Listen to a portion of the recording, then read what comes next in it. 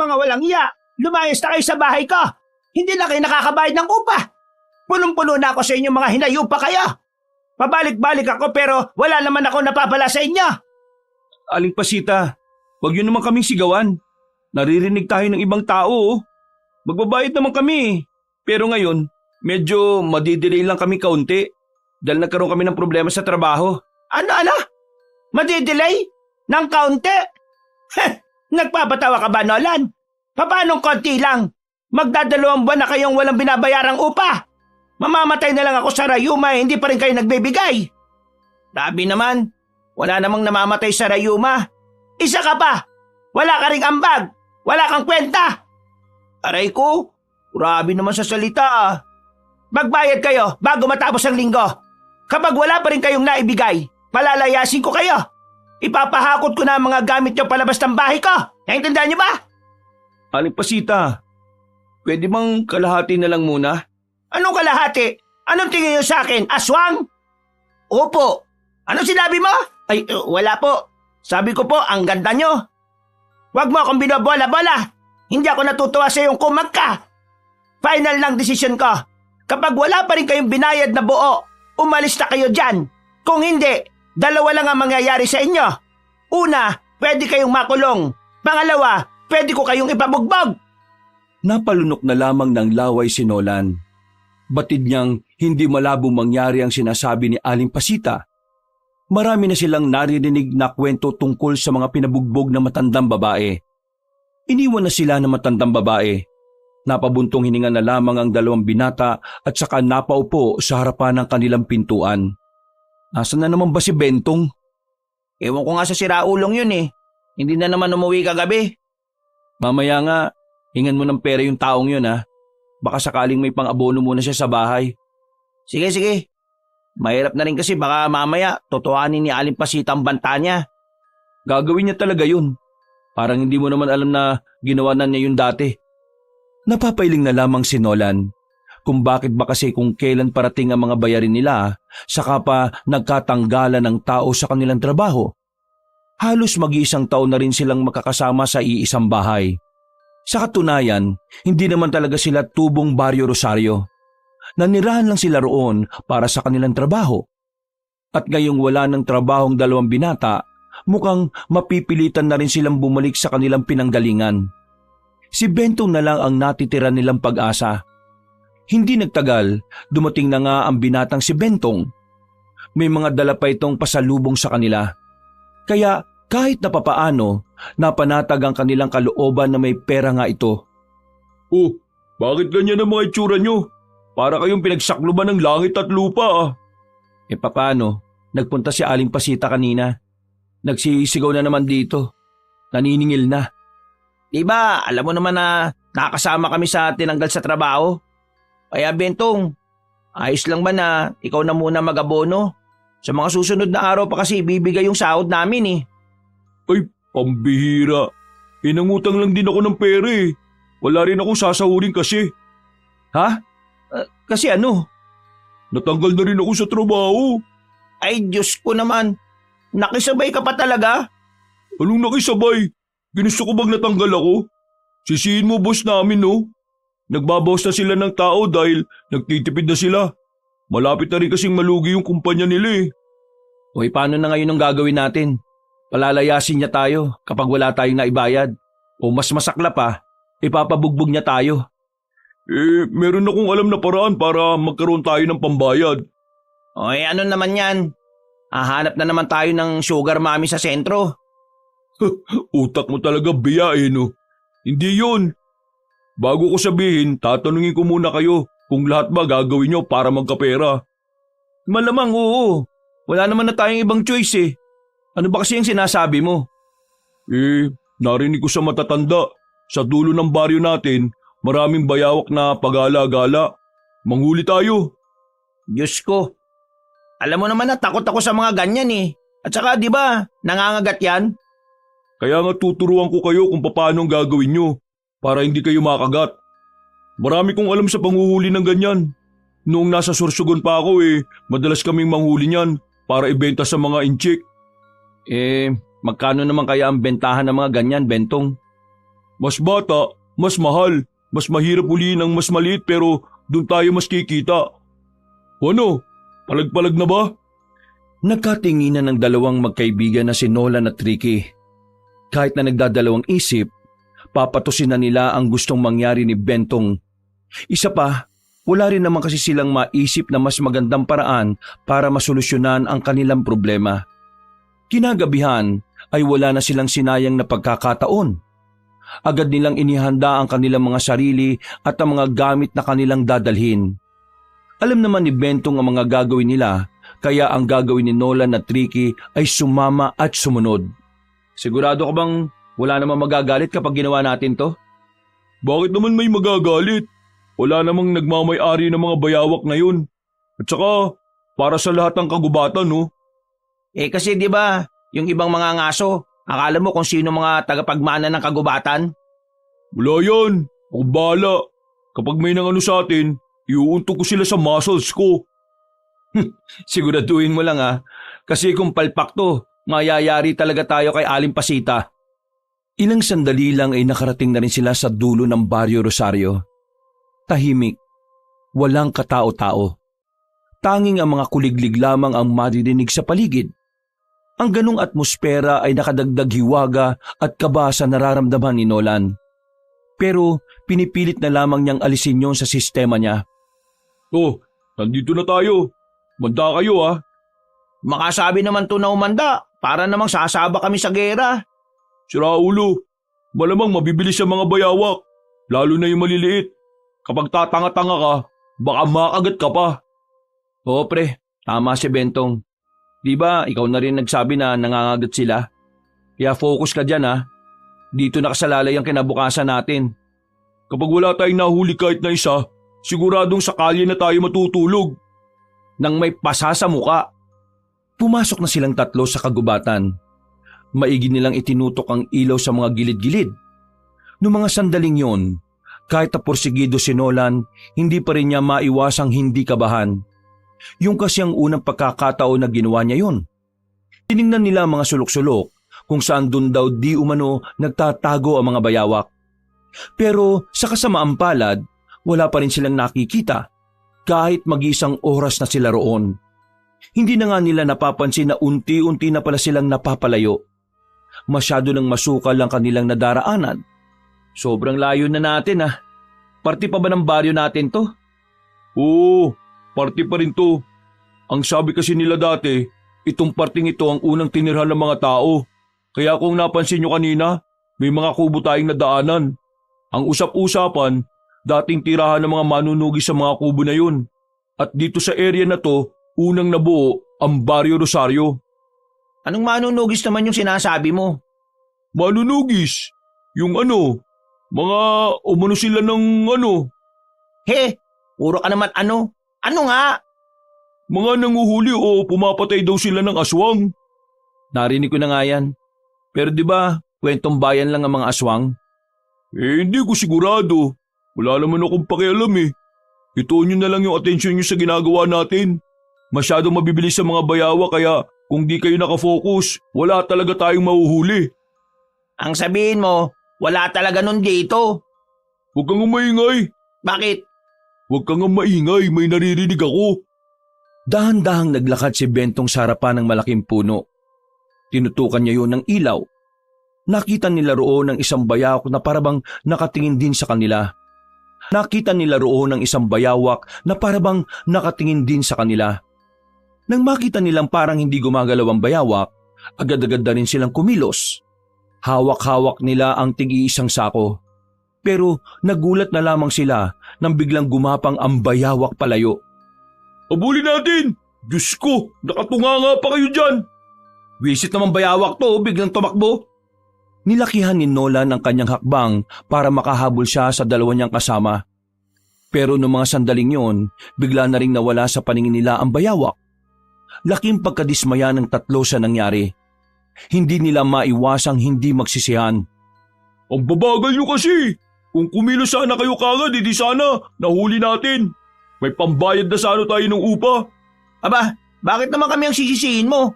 Ikaw nga tong bumugaw sa bayawak Kung hindi ka sana agad kasi lumapit, Eh di, hindi naman siya tatakbo. Naku naman oh, nagsisiyan pa tong 2 kumag na to. Wala na tayong magagawa kung nakatakas na. Ipagpatuloy na lang natin ang paghahanap. Ang malaga ngayon, alam na nating meron naman talagang bayawak dito. Uy, tingnan nyo. May bahay oh. Mukhang may nakatira dyan ah. May ilaw yung bahay eh. Hoy, anong gagawin natin? Bayawak ba nakatira dyan para lumapit tayo dyan? E di magtatanong lang tayo. Baka kasi may alam sila kung saan parte ng area na to nagtatago ang mga bayawak. Napapailing na lamang na sumunod si Nolan at Ricky kay Bentong. Nang makalapit na sila sa bahay, napansin nila ang malit na bell na nakasabit sa gilid ng gate na kawayan. Pinatulog nila yon para maabisuhan kung sino man ang nasa loob. Magdadalawang minuto na pero wala pa rin lumalabas ng bahay. Baka naman nakakaabala pa tayo. Mukhang tulog na yung nasa loob niyan eh. Oo nga pre, tsaka sobrang layo na rin natin. Parang hindi na yata to parte ng Bayo Rosario eh. Kumalma nga kayo. Naririnig ko may tao sa loob. Ang bira. Naririnig mo eh, wala nga kaming naririnig. May naririnig ka bang? Manahimik ka nga kasi muna. Sabay-sabay silang napatigil na makita nilang nagbukas ang pintuan ng bahay na bato. Maya-maya lang, isang babaeng nakapula ang lumabas ng simpleng bahay na yon. Mahaba ang kanyang kasuotan. Marami siyang palawit na kung ano-anong burloloy sa katawan. Pero ang mas nakapukaw ng kanilang atensyon ay ang kakaibang ganda ng babae. Kahit na hindi naman maliwanag doon dahil malaking lampara lang naman ang ilaw sa labas, kitang-kita pa rin nila ang maladiwatang kagandahan ng dalaga. Pare-pareho silang natulala. Hindi na nga nila namalayan na nakalapit na pala sa kanila ang dalaga. Anong kailangan nyo? Sino kayo? Paano nyo nalaman ang bahay ko? Ang ganda mo naman. Para kang bulaklak sa ilalim ng silong ng bahay na may nagaanuang mag-asawa sa ibabaw at ang kanilang aray. Huy, pinagsasasabi mo kasi. Mayos ka nga. Miss, ako nga pala si Nolan. Ito si Bentong at ito namang isa ay si Ricky. Napadaan lang naman kami rito. Nanguhuli kasi kami ng bayawak. Nanguhuli kayo ng bayawak? Bakit? Anong gagawin nyo sa bayawak? Uy, Bentong, magsalita ka naman. Ha? Ang bira. Natuliro na ba kayo? Ako na nga. Miss, kailangan kasi namin ng pera. Manguhuli kami ng bayawak para ibenta sa mga Chinese sa bayan. Yung pera nakikitain namin, ipambabayad namin sa upa. Kasi palalayasin na kami sa inuupahan namin. Kasi wala kaming pambayad eh. Or else, papalayasin na kami or bubugbugin kami. Hindi kayo dapat nanguhuli ng bayawak sa parting to. Mapapahamak lang kayo. Alam naman namin na delikado ang mga bayawak. Nangangagat sila. Alam namin yun. Pero wala naman kaming magagawa sa ngayon eh. Hindi naman kami makabalik sa trabaho. Wala kayong ideya kung anong klase ng mga bayawak ang narito. Kaya hanggat maaga pa, itigil na ninyo ang gusto nyong gawin. E paano naman yung pambayad namin sa upa? Ibang bagay ang pagkakitaan nyo. Hindi nyo dapat pinagdidiskitahan ng mga bayawak dahil kakaiba sila. At baka maging buhay pa ninyo ang kapalit. Ano kasi? Bakit parang napaka-misteryoso na mga sinasabi mo? Pwede mo naman kaming diretsuhin eh. Mas ligtas kayo kung wala kayong alam. Kaya mas mainam na umalis na kayo. Sino ka ba? At anong pangalan mo? Hindi nyo na kailangan pang malaman. Sundin nyo na lang ang sinasabi ko. Umalis na kayo rito bago pa itong maging dahilan kung bakit magbabago ang buhay ninyo. Pasensya ka na miss ha. Pero hindi ka naman kasi namin kilala eh. Kaya paano kami makikinig sa'yo? Kailangan talaga namin ng pera eh. Wala na kaming ibang maisip na paraan para kumita ng hindi bababa ng 20,000. Eto na lang. Kaya sana kung hindi mo kami matutulungan, huwag ka na lang sana makialam. Uy, mayos ka nga. Babae yan oh. Wala naman ako masamang sinabi ah. Totoo naman na kailangan nating kumita. Miss, pasensya ka na talaga ha. Pero kung mapapautang mo kami, pwede naman kaming tumigil na eh. Uy, ito talaga sobrang kapal ng muka. Sige na miss, maraming salamat na lang sa oras ha. Lalarga na kami, manghuhuli pa kami ulit eh. Pagsisisiyan nyo ang gagawin nyo. Ngumiti na lang si Nolan sa dalaga. Pero aminado siyang nahihiwagaan din siya kung anuman ang naisabi ng babae sa kanila. Ganun pa man, kailangan nila magpatuloy. Kailangan nila ng pera dahil hindi na nila alam kung saan sila pupulutin kapag wala silang nadiskartehang pera. Bumuntong hininga na lamang si Nolan habang naglalakad sila. Si Bentong naman bigla na lang nagsalita matapos ang ilang minutong pananahimik. Ito naman si Nolan, ang sungit mo sa babae. Ayaw mo ba sa maganda? Mahilig ako sa maganda, pero hindi naman ito ang panahon para makipaglandian eh. Di ba kaya tayo narito para hindi tayo mapalayas? Kayong dalawa talaga kapag nakakita ng magandang babae, nawawala kayo sa sarili. Nagpatuloy na lamang sila sa kanilang panguhuli. Inabot na sila ng halos 4 na oras sa kagubatan pero wala pa rin silang napapala. Naliligaw na nga rin sila ng landas. Hindi na nila alam kung papaano sila makakabalik. Ito na nga ba sinasabi ko eh. Hindi nyo man lang tinandaan kung saan yung daan pabalik. Oh, bakit ako? Sino bang nagyaya magpunta rito? Sino bang nagsabi na kailangan natin ng pera? Di si Aling Pasita, buwang ka pala eh. Di kasalanan niya to. Wala na nga tayong nahuli. Bangayan pa kayo ng bangayan. Malas naman talagang buhay to oh. Oh, dito sa kaliwa. Baka may daan na rito. Lumiko nga sila sa kaliwa. Nabuhayan sila ng loob na makita na nila ang ilog na kanilang nadaanan kanina. Nabawasan na rin ang kaba at pag-iisip nilang baka pinaglalaruan na sila ng engkanto. Patawid na sana sila sa ilog nang bigla makakita sila ng bayawak na nasa ibabaw na malaking bato. Para itong may tinitingnan sa malayo. Nagkatinginan ng tatlo. Nagkakasenyasan. Ako na uhuli. Hinanda na ni Bentong ang malaking sako.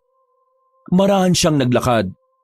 Mga ilang sandali lang, bigla na lamang humarap ang bayawak sa kanila. Mabuti na lamang ay agad-agad na ring sinaklob ni Bentong ang sako sa bayawak. Matagumpay nitong nahuli ang hayop na yon. Dali-dali nilang tinalian ang sako para hindi na yon makakawala pa. Tuwang-tuwa ang tatlo. Sobrang saya nila dahil sa wakas, meron na rin silang maibebenta. Ayos! Maliit na bayawak to, kaya mas mahal to. May pambenta na tayo bukas. Anong bukas? Pwedeng-pwede na ngayon to mga pre. Bakit? May bibili niyan ngayon? Oo, may alam akong black market. Puntaan natin ngayon. Buhay na buhay pa ang lugar na yun ngayon. Nagkatinginan ng tatlo. Gumuhit agad ang kakaibang ngiti sa kanilang labi. Nagmamadali na silang makalis sa lugar na yon. 12:00 na ng gabi na makabalik sila sa kanila. Buti na lang ay meron pa silang inabutan na tricycle sa terminal. Naihatid sila nito sa harapan ng isang lumang lugar. Abandonadong baryo. At kung titingnan, mukhang wala nang nakatira doon. Sigurado kang dito yon? Sumunod na lang kayo sa akin. Paano mo nalaman ng mga ganito? Sinabi ko naman kasi sa inyo dati, marami din akong koneksyon. Siguraduhin mo lang na hindi tayo mapapahamak dito ah. Basta, buhay pa yung bayawak na dala natin, wala namang mangyayaring masama. Buhay pa naman. Isa pa, madali lang naman kausap ang mga inchik. Kaunting usap lang yun. Pumasok na rin sila sa lumang baryo na yon, kung saan sang eskinita sila pumasok. Hindi nagtagal, nakita na rin nila ang maliwanag na tila palengke. Pero ang mga itinitinda roon ay halos puro exotic. Medyo illegal lang ang ibang binibenta rito kaya sasaglit lang tayo. Ibibenta lang natin to. May kakilala akong inchik. Sira ulo ka talaga. Bakit hindi mo kagad sinabi na illegal? Paano kung nagkaroon ng raid dito tapos nahuli tayo? Kahit kailan talaga, ang bano mo mag-isip no? Di kung sinabi ko baka di kayo sumama. Gusto nyo, ako lang makinabang dito? Ako na nga humuli. Pumasok nga sila sa black market at agad na hinanap nila ang kakilalang inchik ni Bentong. Hindi nagtagal, meron na silang nilapitan na isang tent. May 2 malaking tao na nagbabantay sa labas. May mga nakasukbit na baril sa tagiliran. Tingin pa lang sa kanila ng mga yon ay parang hindi na yon natutuwa sa kanila. Kinakabahan naman si Nolan sa mga sandaling ito. Pakiramdam niya kasi lahat ng nakikita nila roon ay puro iligal. Kakilala ko si Mr. Ching. Dati na rin ako nagbenta ng bayawak sa kanya. Pwede bang papasukin niyo kami kasi may dala kasi kaming bayawak ngayon? Nagkatinginan ng mga lalaki. Sumenyas lang ang isa na pumasok sila sa loob. Kaya nagmamadali na rin silang ipakita sa matandang inchik ang kanilang daladala. Sakto naman napapalabas na sanang inchik kasama ang 2 tauhan nito. Magandang gabi, Mr. Ching. Narito na ulit ako. May dala akong bayawak.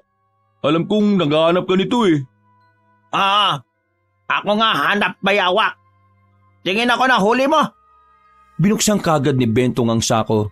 Pagsilip na matandang inchik, agad na sumilay ang ngiti nito. Para itong naka-jackpot. Akin bili ka agad ito. Bigay kita 5,000. Mr. Ching, talo naman kami dyan. Nung nakaraan, pumayag akong ibenta sa iyo 2,000 yung 2 bayawak na pinabenta sa akin. Ngayon, hindi na po pwede yun kasi nangangailangan kami ng pera eh. Sa iba na lang namin ibebenta, Mr. Ching. Ikaw istorbo akin. Ikaw sayang oras ko. Tapos ikaw sabi sa akin, ayaw mo benta? Ako ba ayaw loko? Grabe, hindi naman, Mr. Ching. Gusto ko lang naman po ng patas. Hindi po kasi makatarungan ng presyo na sinabi niyo eh. Isa pa, maliit na bayawak yan oh, dapat mas mahal yan. Kung di mo bigay sa akin bayawak sa 5,000, kunin ko yan libre. Teka. Hindi naman tama yan. Pinaghirapan naming hulihin yan tapos kukunin nyo lang ng libre. Sige na, papayag na kami ng 5,000. Ikaw, wag ka sali usapa mga matalino. Wala ka alam dito kaya ikaw tahimik. Grabe naman kayo sa amin porke mayaman kayo. Kung hindi nyo kayang magbayad ng tama, paalisin nyo na lang kami. May iba pa dyan na karapat-dapat sa nahuli namin bayawak. Pasensya na po kayo pero wag na po kayo magalit. Wala naman po kaming ginagawang masama eh. Nasabi lang naman po namin ang totoo. Kahit gusto nyo, ayaw nyo, ako wala pake. Kayo abala akin oras. Ako kuha para sa akin. Kumilos sa mga lalaking tauhan ng incheck at naglabas ng baril saka itinutok sa kanila. Sa mga sandaling yon, kagad na dumaloy ang takot sa kalooban ni Nolan. Wala na silang nagawa ng makitang nakahawak na sa gatilyo ang mga yon. Anumang oras, maaari silang bumulagta kapag pumalagpas sila. Kaya kahit na ayaw nilang ibigay ang pinaghirapan nila, hinayaan na lang nilang makuha ni Mr. Ching kaysa naman sila ang kunin ng langit. Umalis ang inchik kasama ang mga bata-bata nito. Naiwan sila sa loob ng tent na sandali pang natulala. Nang masiguro nilang wala na nga ang mga yon, saka pa lamang sila natauhan. Napaupo na lamang sila at tuminga ng malalim. Buong akala nila ay yun na ang kanilang katapusan. Akala ko ba walang mangyayaring masama sa atin? Lintik na yan. Munti ka na nating makita si San Pedro Uy, Bentong, ano na? Palyado to. Kasalanan mo to eh. Ay nako, pambirang buhay naman talaga oh. Yun na nga lang ang pag-asa natin eh. Nakuha pa sa atin. O naman kasi Bentong eh. Di mo man lang sinabi na ganun pala katarantado yung inchik na yun. Eh di sana sa iba na lang natin inalok. Hindi ko naman alam na ganun siya eh. Nung una kasi namin pagkikita, mabait naman siya. Noong pagkikita nyo pa yun, kailan pa yun? Akala mo yata hindi nagbabago ang tao eh. Wala tayong napala. Nga. Oo na. Kasalanan ko na. Kung makasisi kayo dyan eh, kala nyo naman may magagawa ako sa baril. Ako naman ang nakahuli nun eh. Wala nga kayong ambag pero kung sisihin nyo ako, parang di kayo makikinabang sa akin. Hoy, may ambag din kami no?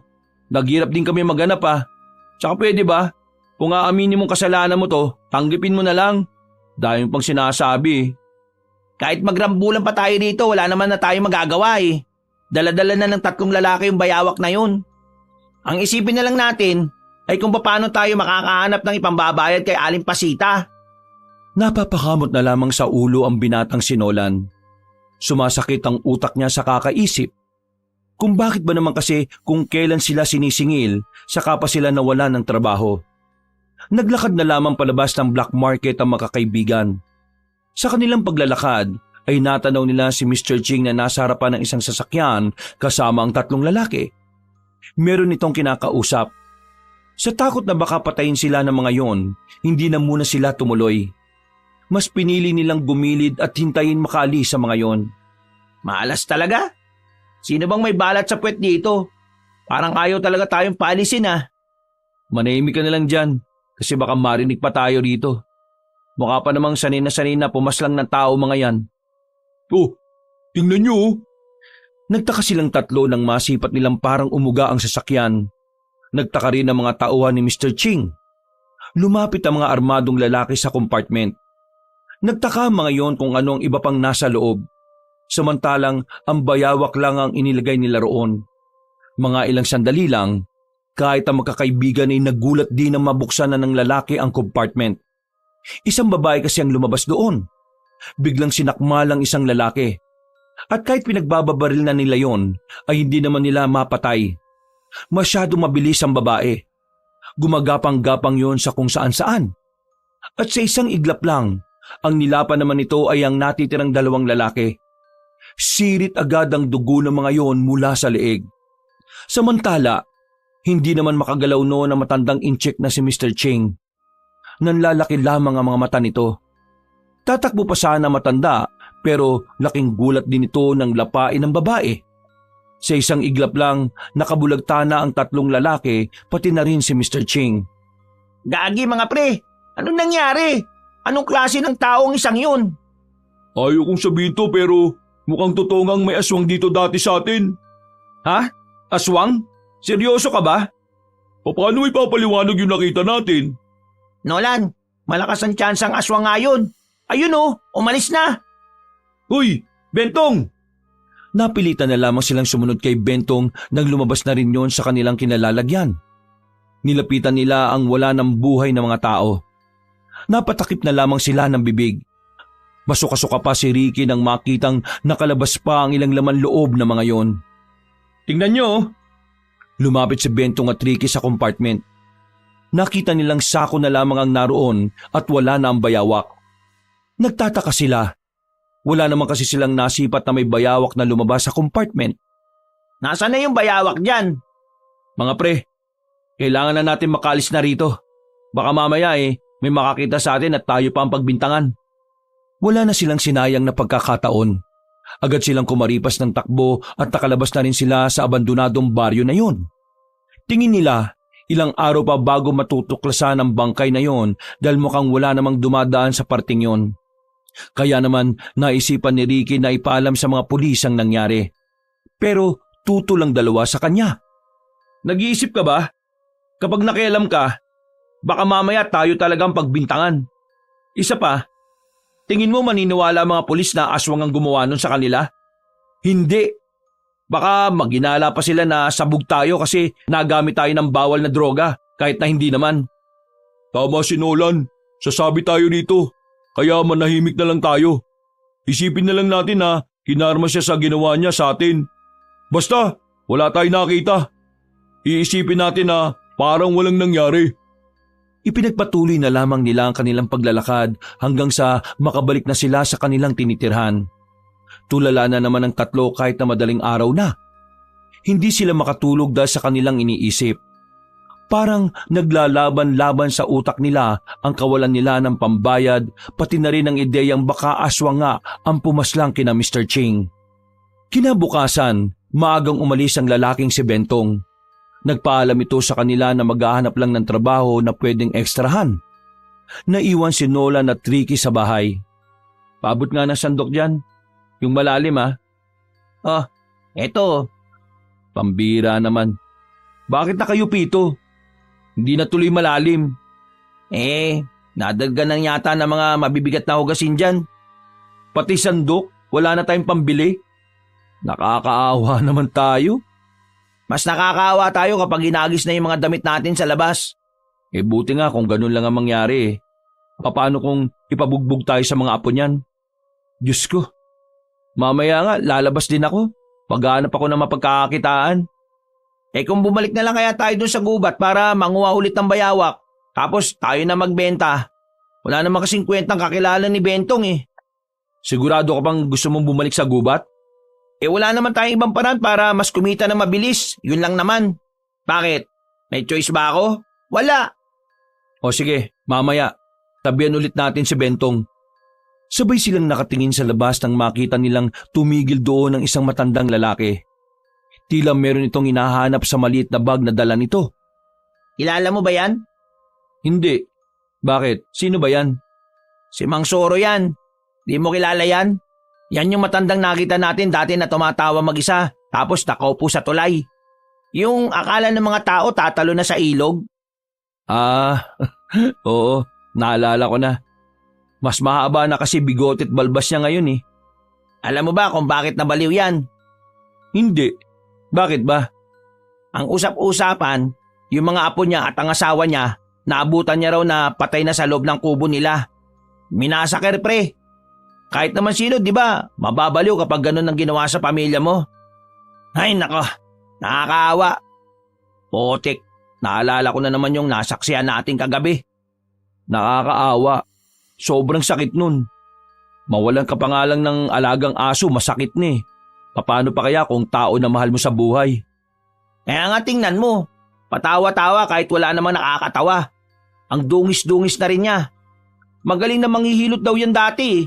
Kaso, wala. Nabaliw. Sandaling napatingin sa kanila ang matandang lalaki. Ngumiti ito kaya nakita nila ang ilang ipin na natitira. Ngumiti na lamang din sila ng papilit. Akala nila ay aalis na ang matandang yon. Pero lumapit ito sa bakod nila at nagsalita. Yung mga aswang, maghahasik sila ng lagim. Kailangang mailigtas ang babaeng albularya. Kailangan hindi siya magamit ng mga aswang. Kasi kung hindi, mas lalo silang lalakas. Kasing lakas ng tama ninyo. O di ba? Lakas ng tama, di ba? Hayaan mo na. Huwag mo na lang pansinin. Naglakad na pali sa matanda habang tumatawa. Napapailing na lamang ang dalawang magkaibigan at itinuon na lamang ang atensyon sa pagluluto. Mga ilang sandali lang ay natapos na rin sila at sabay na rin kumain. Bandang 12:00, lumabas sila para maghanap ng pwede nilang pagkakitaan. Pero habang tinatahak nila palabas ang kanilang baryo, nadaanan nila ang kumpulan ng mga tsismosa. Pinag-uusapan ng mga yon ang tungkol sa nangyaring pagpatay kay Mr. Ching. Saka lamang din nila nalaman na ang inchik pala na yon ay kilala ng ilan sa mga kalugar nila. Nagpapautang daw kasi ang matandang inchik at kapag naniningil na, triple na ang tubo. Noong mga sandaling yon ay kinabahan silang dalawa kahit papaano. Ibig sabihin lang kasi nito, may iba ring nakakita sa nangyari. Pero kumilos ng normal si Nolan at Ricky. Kagaya ng kanilang napag-usapan, magsasawalang bahala sila sa nangyari. Pero kahit na ganoon, hindi naman nawawala sa utak ni Nolan ang posibilidad na aswang nga ang babaeng pumaslang sa mga yon. Naisip ko lang pre, paano kung yung bayawak pala yung aswang? Sinasabi mo bang yung nasa loob ng sako, yun yung aswang? Oo, kasi tingnan mo ang tanging nakita natin na lumabas sa compartment ay yung babaeng alimaw. O edi, saan napunta yung bayawak kung hindi yung babaeng yun mismo yung bayawak? Akala ko kasi mga aswang aso at pusa lang. Yun ang ginagamit na pagpapanggap nila. Malay mo nga lang naman, di ba? Mas maganda nang iniisip natin yun. Para mamayang gabi, mapagandaan natin kung sakali mang totoo yung sinasabi ko. Tumango na lamang si Nolan noong mga oras na yon. Itinuon na lamang nila ang atensyon sa paglalakad. Naglibot-libot sila sa malaking baryo ng Rosario. Ang kaso nga lang, wala silang mahanap na trabaho. Hindi rin naman sila makapasok sa paghahalo ng semento dahil wala namang bakante. Kaya naman, dismayadong nakabalik ng bahay ang dalawa. Dahil 12:00 pa lang naman, hindi na nila hinintay pa ang lalaking si Bentong. Naisipan kasi nila na magandang maliwanag ang paligid para mas madali nilang makita ang mga bayawak. Kaya naman kinuha na nila ang kanilang mga gamit. Diretso na sila sa kagubatan at mabilis na nilakad ang masukal na daan. Tinandaan na nila ang kanilang mga dadaanan kaya kampante na sila na hindi naman na sila maliligaw. Yun na yung bahay ng babae Siguradong doon na yung parteng papuntang ilog kung saan natin nahuli yung bayawak. Nang mapadaan na sila sa bahay ng babae, nakita nila itong nasa bakuran. Lalagpasan na lang sana nila nang biglang lumapit ito sa kanila. Tiningnan sila ng seryoso. Tila inaalam kung ano ang kanilang gagawin. Manguhuli na naman ba kayo ng bayawak? Pasensya na miss pero hindi kami nagpunta rito para makipagkwentuhan sa'yo. Tara na pre. Abwak. Ha? Ano raw? Bulwak? Ano bumubulwak? Abwak. Yun ang tawag sa mga aswang na may kakayahang mag-anyong bayawak. Dahil sa kanilang narinig ay parabang naging masyadong seryoso ang mga sandaling yon para sa kanila. Hindi sila makapagsalita. Lalo na nang maging konektado ang sinasabi ni Amihan sa hinala nilang baka ang aswang na nakita nila ay ang bayawak din mismo. Hindi nyo alam ang bagay na yon. Pero ngayon sinasabi ko na sa inyo na hindi nyo dapat hinuhuli ang bayawak sa parting ito. Dahil hindi kayo nakakasigurado kung ang hinuli nyo ay normal na bayawak lang o aswang na nagpapanggap lang. Ang totoo niyan, meron kaming nahuling bayawak. Dinala namin sa black market pero kinuha sa amin ng mayamang inchik. Tapos, nagulat na lang kami. Yung bayawak naging aswang. Babaeng aswang. Nanlaki ang mga mata ng dalaga. Bumukas na kagad ang kakaibang pangamba sa mukha nito. Anong sinabi nyo? Hindi mo ba ganong narinig? Lumingon-lingon ng babae sa labas. Tila ba meron itong nararamdaman sa paligid. Nagulat na lamang si Nolan at Ricky nang pilitin sila nitong pumasok sa loob. Dali, pumasok kayo dito. Bilisan nyo. Ha? Bakit? Bilisan nyo na. Bakit nga? May aswang sa paligid. Nang suyuri nila ng tingin ng paligid, ay napansin nilang parang may mga tao sa likuran ng halamanan. Nakaramdam na rin sila ng takot. Kaya kahit na wala pa silang tiwala sa babaeng yon, hindi na rin sila nag-inarte pa. Pumasok sila sa bahay ng dalaga at sumilip sa bintana. Sino yung mga yon? Mga aswang. Pinabalik-balikan na nila ako. Bakit? Ano bang kasalanan mo sa kanila? At kung aswang nga sila, ano bang meron sa'yo at binabalikan ka ng mga aswang? Tingnan nyo ang bahay ko. Yan ang kasagutan kung ano o sino nga ba talaga ako. Teka, albularyo ka? Oo, isa akong albularyo. At ang dahilan kung bakit nila ako binabalik-balikan ay dahil meron silang kailangan sa akin. Kailangan nilang gamitin ang kaalaman ko para palakasin pa ang lahi ng mga aswang. Pero kahit na kailan, wala akong balak na gawin ang gusto nila. Dahil alam kong kapamakan sa sanlibutan ang may dudulot nun. Biglang napaisip si Nolan. Naalala niya ang sinabi ng matandang si Mang Soro. Bigla tuloy siyang nagkaroon ng pagdududa kung talaga bang baliw ang matandang lalaki. Para kasi sa kanya, hindi nagkataon lang ang pagkakatugma ng sinasabi ng babae sa sinasabi ni Mang Soro. Paano ka nabubuhay rito kung hindi ka nakakalis sa bahay na to? May mga tao nagpupunta dito para bigyan ako ng makakain ko. Pero hindi rin palagi dahil nalalagay din naman ang buhay nila sa alanganin. Ano bang pangalan mo? Ako si Amihan. Ako ang pinakabatang albularyo sa samahan ng mga albularyo sa Barrio de Sais. Ang baryo ng mga kagaya ko. Dinala ko rito ng mga kasamaan ko nang malaman nilang kaya kong palakasin ng isang aswang. Meron kasi ako nakitang libro at napag-aralan ko yon. Bukod sa kaalaman ko, gusto ring makuha ng mga aswang ang librong yon para mapag-aralan. Kaya ka pala nila tinapon dito para makalayo sa mga aswang. Pero napapalibutan ka naman palagi ng mga aswang. Bakit hindi sila makalapit sa'yo? Malakas ang pangontra narito. Kaya kahit na anong pagtatangka na gawin nila, wala silang mapapala. Kaya kayong dalawa, pinapayuhan ko kayo na wag na muna kayong umalis. Siguradong susundan nila kayo. Ilang araw na silang hindi nakakakain na matino. Malakas ang kutob ko na kahit kayo, papatusin na nila. Diyos ko naman, dapat pala hindi na tayo tumuloy dito eh. Ikaw may ideya nito, di ba? Oh, maninisi ka na naman. Huwag na kayong mag-alala. Hanggang nasa loob kayo ng bakuran at sa bahay ko, walang mangyayaring masama sa inyo. Huwag lang kayo makikialam kung ano man ang mga bagay na makikita nyo rito sa loob at sa labas. Kailan pa nagkaroon ng aswang dito sa atin? Matagal na. Wala pa tayo sa mundong ito. Pero nanahimik din sila ng mahabang panahon kaya walang nakakaalam kung totoo ba sila o hindi. Pero ngayong nalaman nila na may albularyong makakatulong sa kanila, bigla na lang silang nabuhayan ng loob. At ngayon, tingin ko, mas nalagay sa peligro ang buhay ko dahil natagpo na nila ang kinaroroonan ko. Napalunok na lamang ng laway si Nolan. Ramdam na ramdam niya ang kaba. Hindi niya kasi inakala na hahantong sa mas masaklap ang kanilang buhay. Hindi siya makapaniwala na malalagay sa kababalaghan ng mga sarili nila. kahit na ang gusto lang naman nila ay makahanap ng pambayad sa upa. Pwede ba kaming tumira dito?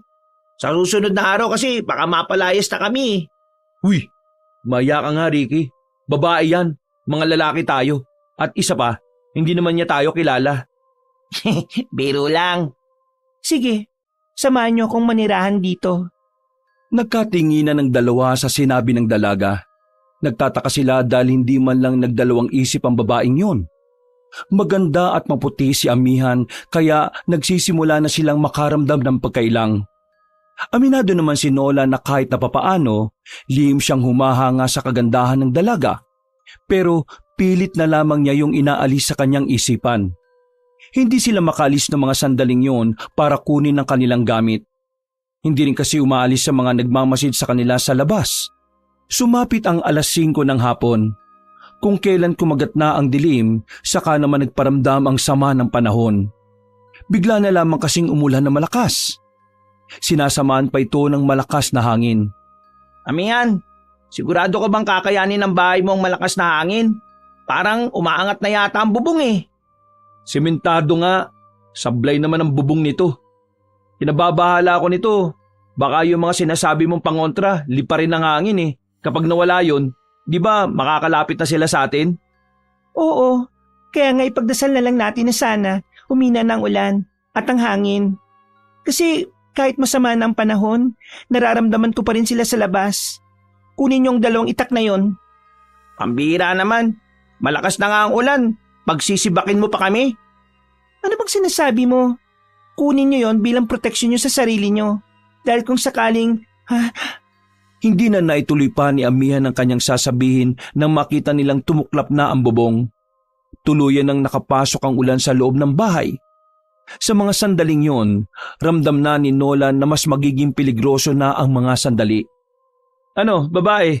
Natangay na ba ang mga pangontra? oo, kaya kailangan na talaga nating umalis dito habang hindi pa sila nakakahalata. Dumaan sila sa bintana. Noong mga sandaling yon, naninigas ang kamay ni Nolan hindi lang dahil sa lamig ng panahon, kundi dahil na rin sa kaba na nararamdaman niya. Nagawa nilang makalabas ng bahay. Bukod sa aswang, ang kalaban na lang nila ngayon ay ang panahon. Malakas ang hangin, pero buti na lang ay hindi ganon kalakas ang ulan. Pumasok na sila sa kagubatan. Nagkandadulas-dulas pa sila noon. May mga sugat na rin ang kanilang mga kamay dahil sa paghawak sa matatalas na dahon. Pero hindi nila yon iniinda. Ang tanging layunin nila sa mga sandaling yon, walang iba kundi ang makalayo sa mga aswang na nag-aabang kay Amihan. Sandali lang. Oh, bakit? Sumabit ako. Yung damit ko. Paglapit ni Nolan, kita niyang nakasabit na sa nakausling sanga ang damit ni Ricky. Sinubukan nila yung tanggalin. Pero kahit narinig na lang nilang bigla ang sigaw ng mga aswang, sinubukan nila yung tanggalin. Ngunit narinig na lang nila bigla ang sigaw ng mga aswang. Para silang mga galit na galit. Sa puntong ito, sa sobrang taranta ay hinubad na lamang ni Ricky ang damit nito. Nagpatuloy na sila sa pagtakbo. At nang may madaanan na silang parang kuweba, agad-agad silang pumasok doon. Mag-aalas 6 na. Kapag inabot tayo ng dilim dito, mas lalo tayong mahirapan. Ang lakas pa naman ng hangin. Wala tayong magagawa. Kailangan nating tumigil dito. Kung gagala-gala tayo sa labas, baka tamaan pa tayo ng kidlat. Amihan, tingin mo, gaano ba karami yung humahabol sa atin? Hindi sila bababa sa 10. Anak ng tokwa naman oh. Ang dami naman pala nila. Marami talaga sila. Para siguraduhin madali nila ako makukuha. Pero wala silang kaalam-alam na kakayanin ko naman silang labanan. Ang mabuti pa, maghanap na lang tayo ng tuyong kahoy dito sa loob ng kuwebang to. Para naman makapagpainit tayo. Nilalamig na ako eh. Wag. Kapag nagkaroon ng liwanag dito, malalaman agad nila na narito tayo. Pero giniginaw na ako eh. Tiisin mo na muna. Mas ayos na yan kaysa maabutan tayo ng mga nilalang na yon. Ginaw na ginaw man si Ricky ay sinubukan na lamang niyang kayanin ng lamig na kanyang nararamdaman. Samantala, medyo naging kampante na rin sila noong mga sandaling yon dahil kalahating oras na silang naroon. Akala nila ay hindi na sila matatagpuan ng mga aswang. Ano nang mangyayari sa'yo? Wala ka ng bahay. Ang gara no? Makikita na nga sana kami sa'yo. Kaso, bigla ka namang nawalan ng bahay. Hindi ko alam kung saan ako pupunta. Hindi rin ako maaaring bumalik sa amin. Mapapahamak ang mga kasamahan ko. Hindi lang sila, pati na rin ang mga pamilya namin. Nako, lalo pang naging magulo buhay namin. Pasensya na kayo kung nadadamay kayo. Hindi. Hindi yun ang gusto kong sabihin. Ano kasi, kasalanan din naman namin eh. Hindi naman sana kami nandito kung hindi sana kami bumalik. Pero tingin ko, ito talaga itinadana kaya kami bumalik eh. Di ba pre? Baka kailangan mo talaga kaming makasama dahil mangyayari yun. Biruin mo, kung ikaw lang mag-isa, baka nakuha ka na ng mga sinasabi mong aswang. Kagaya nga ng sinabi ko kanina, marunong ako makipaglaban sa mga aswang. Kaya hindi kayo dapat mag-alala para sa akin. Mag-alala kayo para sa sarili ninyo. Tumango-tango na lamang ang dalawang magkaibigan. Maya-maya pa, muli silang naalarma nang marinig na nila ang mga angil ng mga aswang sa labas. Medyo humina na rin ang ulan noon kaya rinig na rinig nila. Grabe namang mga aswang to. Ang lakas naman ng pangamoy nila. Naamoy nila ang dugo sa mga sugat natin. Kaya naman, kailangan na nating lumaban. Ano? Lumaban? Bakit? Takot ka ba? Ako? Takot? Wawa? Sapakin ko pa sa mukha yung mga yan eh. Hindi natin sila dapat maliitin. Bababangis sila. Hindi silang ipapadala para kunin ako kung basta-basta aswang lang sila. Ayan na sila. Nasa harapan na. Nakatayo na ang mga aswang sa bukana ng kuweba. Napapalunok na lamang ng laway si Nolan. Kahit na may hawak siyang itak, hindi niya sigurado kung kakayanin ba nilang talunin ang mga yon. Wala pa siyang tiwala kay Amihan. Porque kasi babae ito, iniisip niyang mainhin ito. Nang may gumapang na dalawang aswang palapit sa kanila, umuna si Amihan sa kanila. Ayan na sila. Nagmamadaling pinalaga ni Amihan ng dalawang aswang. Gamit lang ang itak na hawak nito ay nakipagsabayan ng dalaga sa mga nilalang. Napanganga naman si Nolan at Ricky sa kanilang nasasaksihan. Parang ibang babae ang napapanood nila. Nawala ang pagiging mahinhin. Tara, tulungan natin siya, Ricky! Kahit paamba-amba lang ang dalawa, nagagawa nilang itaboy ang ibang aswang na lumalapit sa kanila. Pero maya-maya pa, mas lalong kinabahan si Nolan nang makitang nadagdagan pa ang mga aswang. May iba pang dumating. Diyos ko naman, hindi pa nga natin napapatay ang mga to. May mga dumating pang bago. Amihan, di ba ikaw ang kailangan nila? Pumasok ka sa loob, dali! Baka may lagusan. Pre, dead end yun. Malas naman talaga oh. Labanan na lang natin sila. Wala na tayong magagawa. Inihanda na nila ang sarili nila sa pangalawang paglusob ng mga aswang nang biglang makarinig sila ng sigaw sa labas. Para bang may ibang tao pang kinakalaban ng mga yun. Hanggang sa lumabas na rin ng kuweba ang ibang aswang. Sa hindi mapaliwanag na dahilan, bigla na lamang nag-atrasa ng mga yon. Kaya naman agad-agad din namang lumabas din ang tatlo. Sa isang gilid nakita nila ang isang matandang lalaki. Medyo madilim na noon ng mga sandaling yon kaya hindi nila yon nakilala. Pero na magsalita ang matanda, para bang pamilyar sa kanila ang tinig nito. Ha ha ha! Mabuti na lang at dumating ako! Kung mga ho, akala mo naman si Santa eh. Sino ba to? Mang Soro! Magkakilala kayo? Taga sa amin to at baliw to. Teka, Mang Soro, wag mong sabihin na ikaw nga ang nagpatras sa mga aswang. Napatingin na lamang sila sa hawak-hawak na sandata ni Mang Soro. Isa yung espada na kinakalawang na ang dulo ng talim. Mang Soro, hindi mo na kailangan magpanggap. Mapagkakatiwalaan naman silang dalawa eh. Teka, si Mang Soro to. Nagpapanggap na baliw? Mabuti naman at nakilala niyo akong dalawa. Oo, tama kayo nang narinig. Nagpapanggap lang akong baliw para mas malaya akong makapagmasid-masid at makarating sa lugar ng mga aswang. Ano ba talaga kayo? Vampira? Naawa pa ako sa inyo dati nung natapon yung lugaw ninyo. Hindi naman pala kayo baliw. Baliw man ako, hindi. Ang matapon ng lugaw mo ay sadyang nakakaawa talaga. Lalo na kung wala ka ng perang pambili. Nako, parang baliw nga talaga to. Si Mang Soro ang isa sa mga nagtayo sa samahan ng mga albularyo. Matagal niyang estilo ang pagpapanggap na baliw. Dahil sa ganyan niyang taktika, Marami na rin silang napatumbang mga aswang. Marami na rin siyang napatumbang mga aswang. Ano pa bang revelasyon na mangyayari? Nawiwindang na ako ah. Baka mamaya malaman na lang namin na asawa mo pala si Aling Pasita. Bigla na lamang natigil ang tawa ni Mang Soro. Nanahimik ito, bagay na ipinagtaka ng magkaibigan. Asawa mo nga? Hindi. Hindi ko nga kilala yun eh. Ay sus, lakas pala talaga ng tama nito eh. Ganyan talaga si Mang Soro. Likas sa kanya ang pagiging masayahin.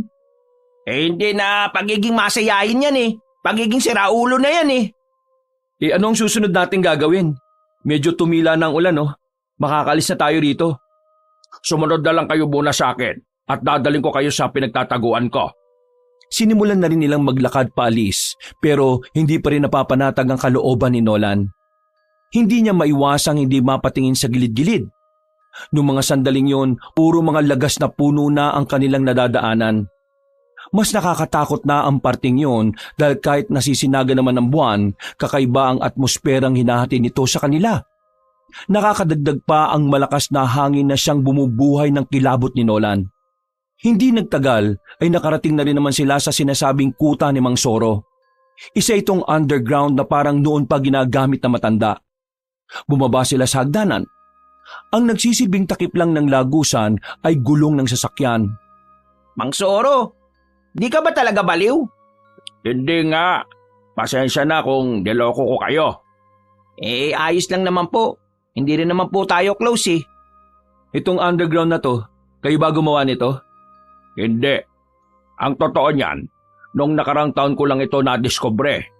Mga Hapones ang gumawa ng underground na ito nung panahon ng pananakop nila. Ginagamit nila ang lugar na ito laban sa mga sundalong Amerikano at Pilipino. Pero nang matapos ang labanan, naging kuta na rin ito ng mga aswang noon. Pero kalaunan, lumayas na rin sila dito dahil nung araw daw, sabi ng lola ko, wala nang nakatirang tao dito. Wala silang mabiktima. Kaya gutom na lang ang inabot nila sa underground na ito. Tumigil sila sa isang parang silid na walang pinto. Sa loob nito ay marami mga nakaukit na simbolo sa pader. Karamihan sa mga letrang naroon ay parang panghapon talaga. Pero naroon din ang ilang kagamitan ni Mang Soro sa pag-aalbularyo. Sigurado na bang ligtas na tayo rito? Wala akong nailagay na pangontra rito dahil hindi umaakma sa lugar. Pero huwag kayong mag-alala. Kapag kasama niyo ako, wala kayong dapat ikabahala. Ngayon, dahil magkakasama na rin naman tayo, tulungan niyo ako maprotektahan si Amihan. Hanggat nabubuhay pa si Arong, kailanman ay hindi malalagay sa kapayapaan ang dalagang ito. Arong? Sino naman yun? Siya ang pinuno ng mga aswang. Dati rin siyang albularyo. Pero mas pinili niyang sumapi sa kampo ng kadiliman. Magaling siyang albularyo. Malakas naman siya bilang aswang. Yun ang dahilan kung bakit hindi nila pwedeng makuha si Amihan. Sa oras na magamit nila si Amihan, siguradong mas mahihirapan kami. Di ba, kahit makuha naman siya ng mga aswang, pwede naman niyang hindi ituro kung ano ang nalalaman niya? May kakayahan silang gumamit ng kakaibang salamangka. Mga itim na kapangyarihan na may kakayahang kumontrol sa kaisipan ng tao. Yun ang gagamitin nila sa oras na makuha na nila si Amihan. Pero, saka na muna ninyo isipin yan. Alam kong nabibigla pa kayong dalawa sa lahat ng mga kaganapan. Teka sandali, magpapakulo na muna ako ng tubig. Amihan, halika. Samahan mo ako. Hayaan na muna natin silang makapagpahinga. Umalis ang dalawa. Naiwan si Nolan at Ricky sa mahabang upuan na yari sa kawayan. Pre, kumusta kaya si Bentong no? Siguradong hinahanap na tayo nun. Ang masama niyan, baka isipin niyang iniwan na natin siya. Siraulo pa naman yun madalas. Hindi yan ang naiisip ko pre. Baka pumunta rin siya sa kagubatan para hanapin tayo. Malalagay sa alanganin ng buhay niya. Lalo na't ang daming impaktong mga na aswang-aswang na yan. Matapos lang ang halos 5 minuto ay nakabalik na rin si Mang Soro at si Amihan. May daladala ng kaping barako mga yon. Agad naman nilang hinigop yon para na rin mainitan ang katawan nila. Dumito na muna kayo hanggang bukas ng umaga. Mukhang magpapatuloy kasi ang masamang panahon eh. Mang Soro, maraming salamat ha. Buti na lang talaga hindi ka baliw. Kasi kung baliw ka, baka wala na kami. Hindi. Kahit nawala ako, kayang-kaya ni Amihan na iligtas kayong dalawa. Ramdam ko na wala kayong tiwala sa akin. Pero baka hindi nyo naitatanong. Ako ang pinakamagaling pagdating sa paghawak ng sandata. Ganun ba? Di wow. Noong mga sandaling yon, gumaan na rin kahit papaano ang kalooban ni Nolan. Pero si Ricky, pagdating na madaling araw, ay inaapoy na ito ng lagnat. Mahina kasi ang resistensya nito, kaya kaunting babad lang sa ulan, bumibigay kaagad. Buti na lang, manggagamot din ang dalawa nilang kasama. Agad itong inasikaso ni Amihan. Kung ano-anong mapapait na halamang gamot ang pinainom kay Ricky. Masuka-suka pa ito sa sobrang pangit ng lasa. Pero dahil din naman doon ay naging maayos na rin ang pakiramdam niya. Magpahinga ka na muna pre. 3:00 pa lang naman Ikaw ba? Hindi ka ba matutulog? Mahihinang nilalang lang ang natutulog. Kaya ikaw, matulog ka na para makapagpahinga ka ng maayos. Diyos, yabang nito. Hindi na sumagot pa ang binatang si Nolan. Hinayaan na lamang niyang makapagpahinga si Ricky. 3 oras pa ang nakalipas, naririnig na rin nila ang tumitilaok na manok sa kung saan. Masama pa rin ang panahon, pero pansamantalang tumigil ang ulan. Kahit na wala pang tulog, kinailangan na rin nilang makaalis. Kailangan kasing makabalik ng 2 binata sa kanilang baryo. Nolan, may gusto sana akong ipapakausap sa'yo. Maingat na silang naglalakad nung oras na yon dahil sa basa pa rin ang lupa. Habang tinatahak nila ang daan, ay hindi nila maiwasang mag-usap. Ano pong ipapakiusap nyo? Kung ayos lang naman, doon na muna si Amihan sa inyo. Hindi ko siya maaaring isama sa akin Dahil gaya ko, hinahanap din ako ng mga aswang para paslagin. Napatigil si Nolan sa paglalakad. Para kasi sa kanya, hindi magandang ideya na sa bahay nila titira si Amihan. Bukod kasi sa pwede silang mapahama kapag nasundan sila ng aswang, baka mas mapaga pa ang pagpapalaya sa kanila kapag nalaman ni Aling Pasita na may kasama na silang iba sa bahay. At isa pang babae. Hindi po pwede yan Palalayasin na nga kami ni Aling Pasita sa bahay kasi wala kaming maibayad. Tapos titira pa siya sa amin. Wala ring nangyari. Isa pa, madadamay kami. Nakakatakot yung mga aswang na yan Sabihin na natin kailangan natin protektahan si Amihan laban sa mga aswang. Pero wala naman kaming alam sa patayan. Lalo na kung mga aswang pa ang makakalaban.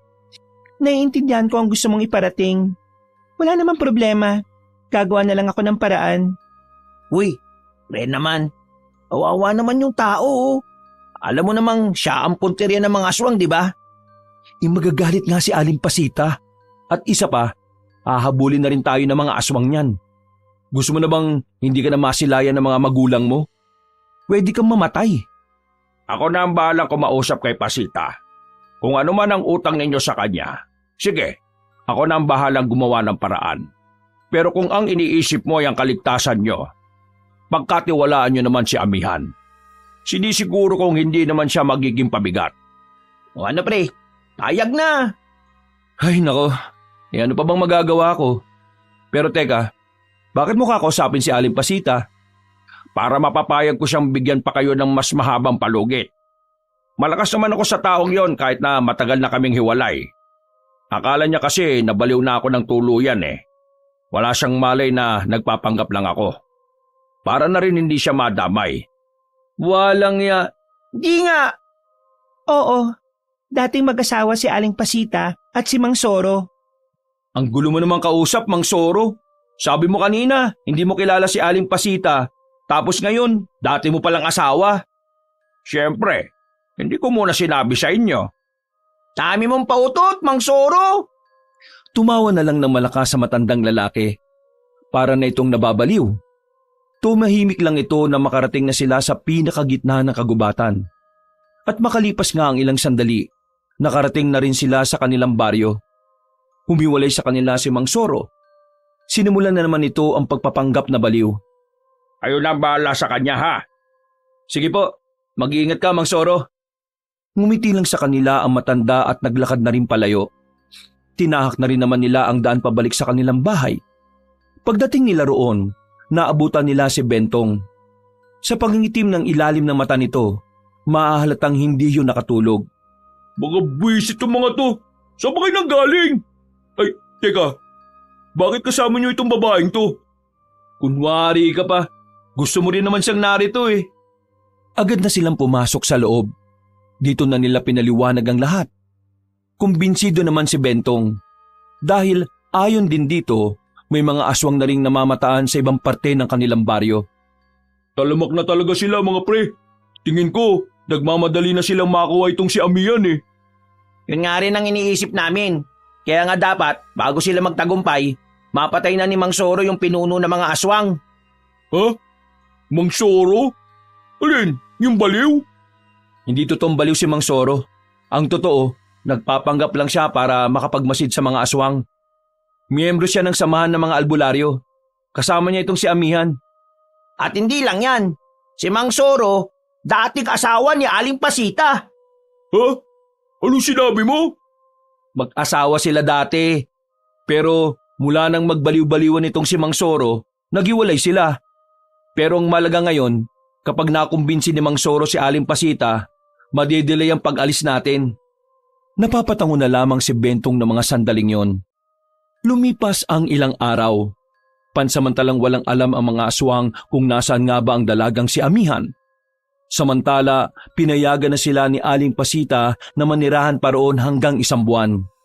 Sa pagkakaalam nila, nalaman na ni Aling Pasita na hindi naman pala talaga totoong baliw si Mang Soro.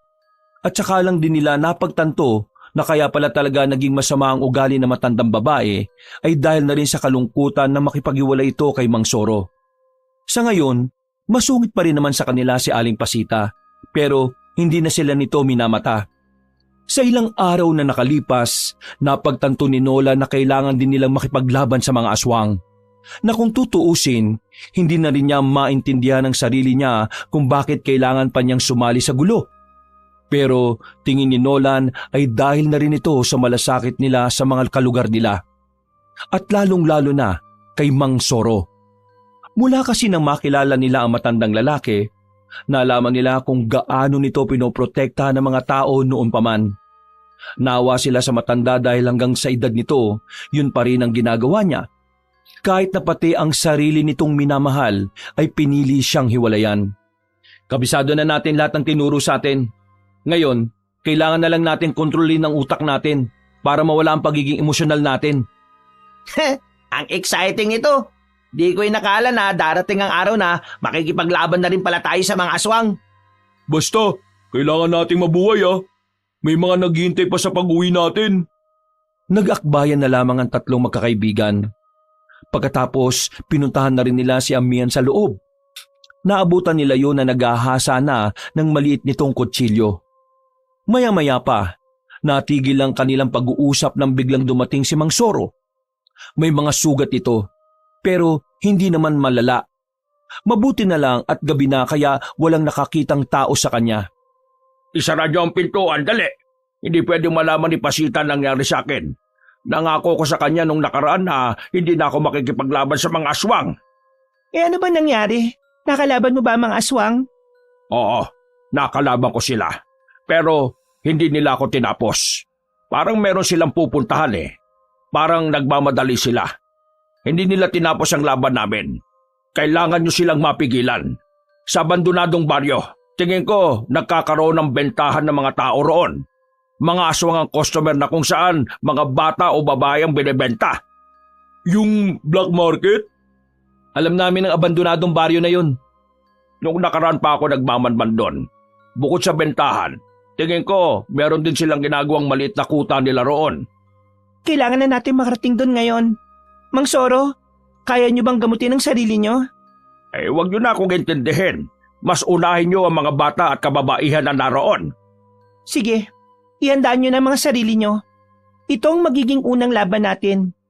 Kahit na anong mangyari, kailangan nating mailigtas sa mga bata at kababaihan. Huminga ng malalim si Nolan. Hindi niya may kakaila ang kaba na nararamdaman niya. Pinagpapawisan siya ng malamig kahit hindi naman mainit ang panahon. Naninigas na naman ang kamay niya, pero buti na lang ay nagagawa na niya itong kontrolin. Nang magsimula na sila maglakad, unti-unti na ring nawawala ang kaba at pangamba na nararamdaman ng binata. Kapag nakikita niya si Amihan na kalmado lang, naahawaan siya nito. Kaya naman kahit walang karanasan sa mga ganoong bagay, nagkaroon siya ng sapat na lakas ng loob para sumabak sa laban na yon. Iniwan nga nila si Mang Soro. Tinungo na nila ang abandonadong baryo kung saan naroroon ang black market na alam ng 3 binata. Nang makarating na sila sa abandonadong baryo, nagtaka sila dahil nawala na ang iskinitang dinaraanan nila. Meron ng harang ang mga yon. At kung susubukan naman nila makapasok, ay hindi rin naman nila kakayanin. Malas, nilagyan na nila ng harang. Parang nalaman yata nilang nakapasok tayo dati dito eh. Baka dahil yun sa pagkamatay ni Mr. Ching at ng mga kasama niya. Pagkapatay, hindi pagkamatay. Nakita natin kung paano brutal siyang pinatay, di ba? Kailangan natin makahanap ng ibang daan. Anumang oras ay magsisimula na ang bentahan. Subukan natin sa banda ron. Tara! Nang tumbukin nila ang direksyong yon, ay halos 2 minuto pa ang kanilang nilakad. Meron silang nakitang mga nakatambak na gulong. Nang akyatin ni Nolan yon, natanunan niya ang maliwanag na market sa hindi kalayuan. Eto, nandito na tayo. Pero, Amihan, paano pala natin malalaman kung sino sa mga nandyan ang mga aswang? Kapag nakita nila tayo, otomatikong ipapakita nila ang mga tunay nilang anyo dahil sa daladala kong anting-anting. Ang anting-anting ay tinutulungan akong pilitin ang mga aswang na magkaroon ng reaksyon sa presensya ko. Hindi ko maintindihan pero sige, bahala na. Paano gagawin? Maglalakad lang muna tayo ng normal. Isukbit niyo na muna ang mga sandata niyo sa tagiliran niyo. Kailangan muna nating mahanap kung nasaan ang mga bihag nila. Sabay-sabay na sumang-ayon ng 3 binata. Noon ngayon nagsimula na rin silang maglakad palapit sa black market. Bawat takbang nila, parang pakiramdam nila ay nasa isang pelikula sila, na kung saan ay tila may slow motioning pang itong paipek. Sinasabayan pa ng usok na hindi naman nila alam kung saan nanggagaling. Dahil sa senaryong yon, akala nila ay sila na nga ang mga bida sa labanang yon.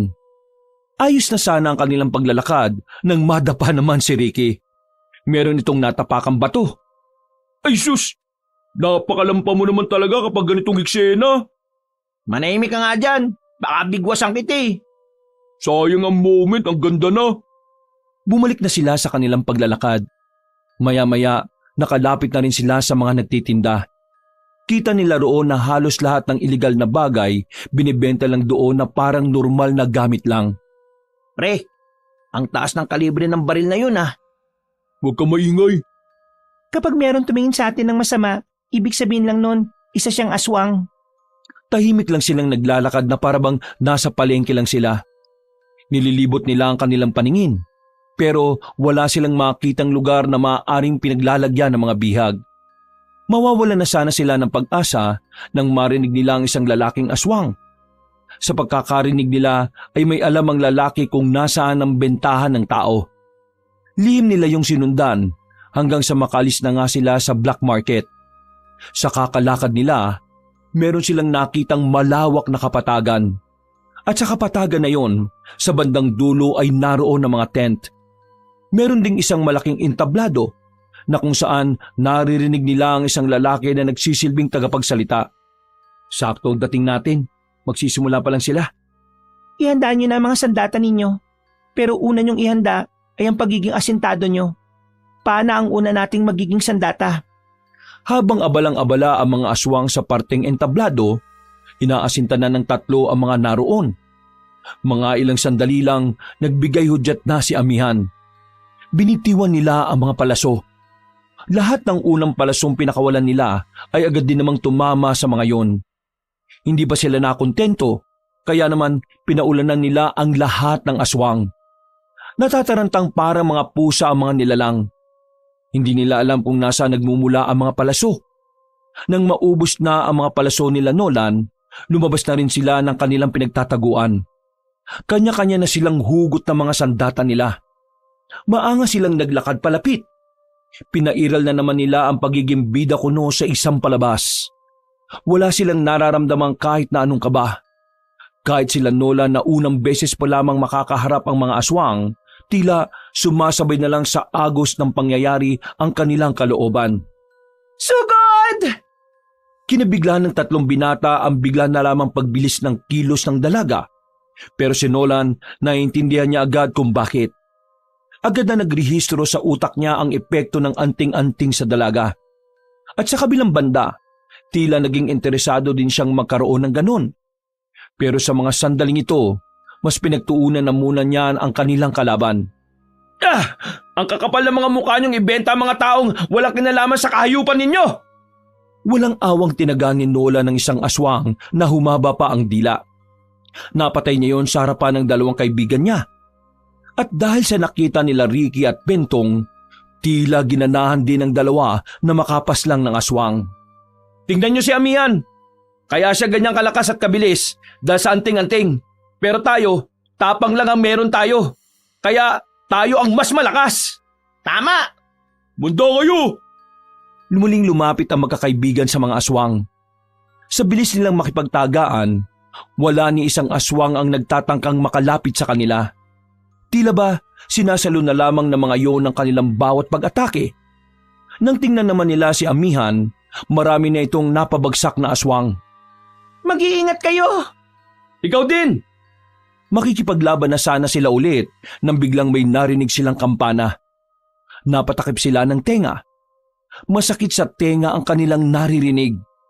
Pero napagtanto ni Nolan na parabang silang tatlo lamang ang nakakarinig ng tunog na yon.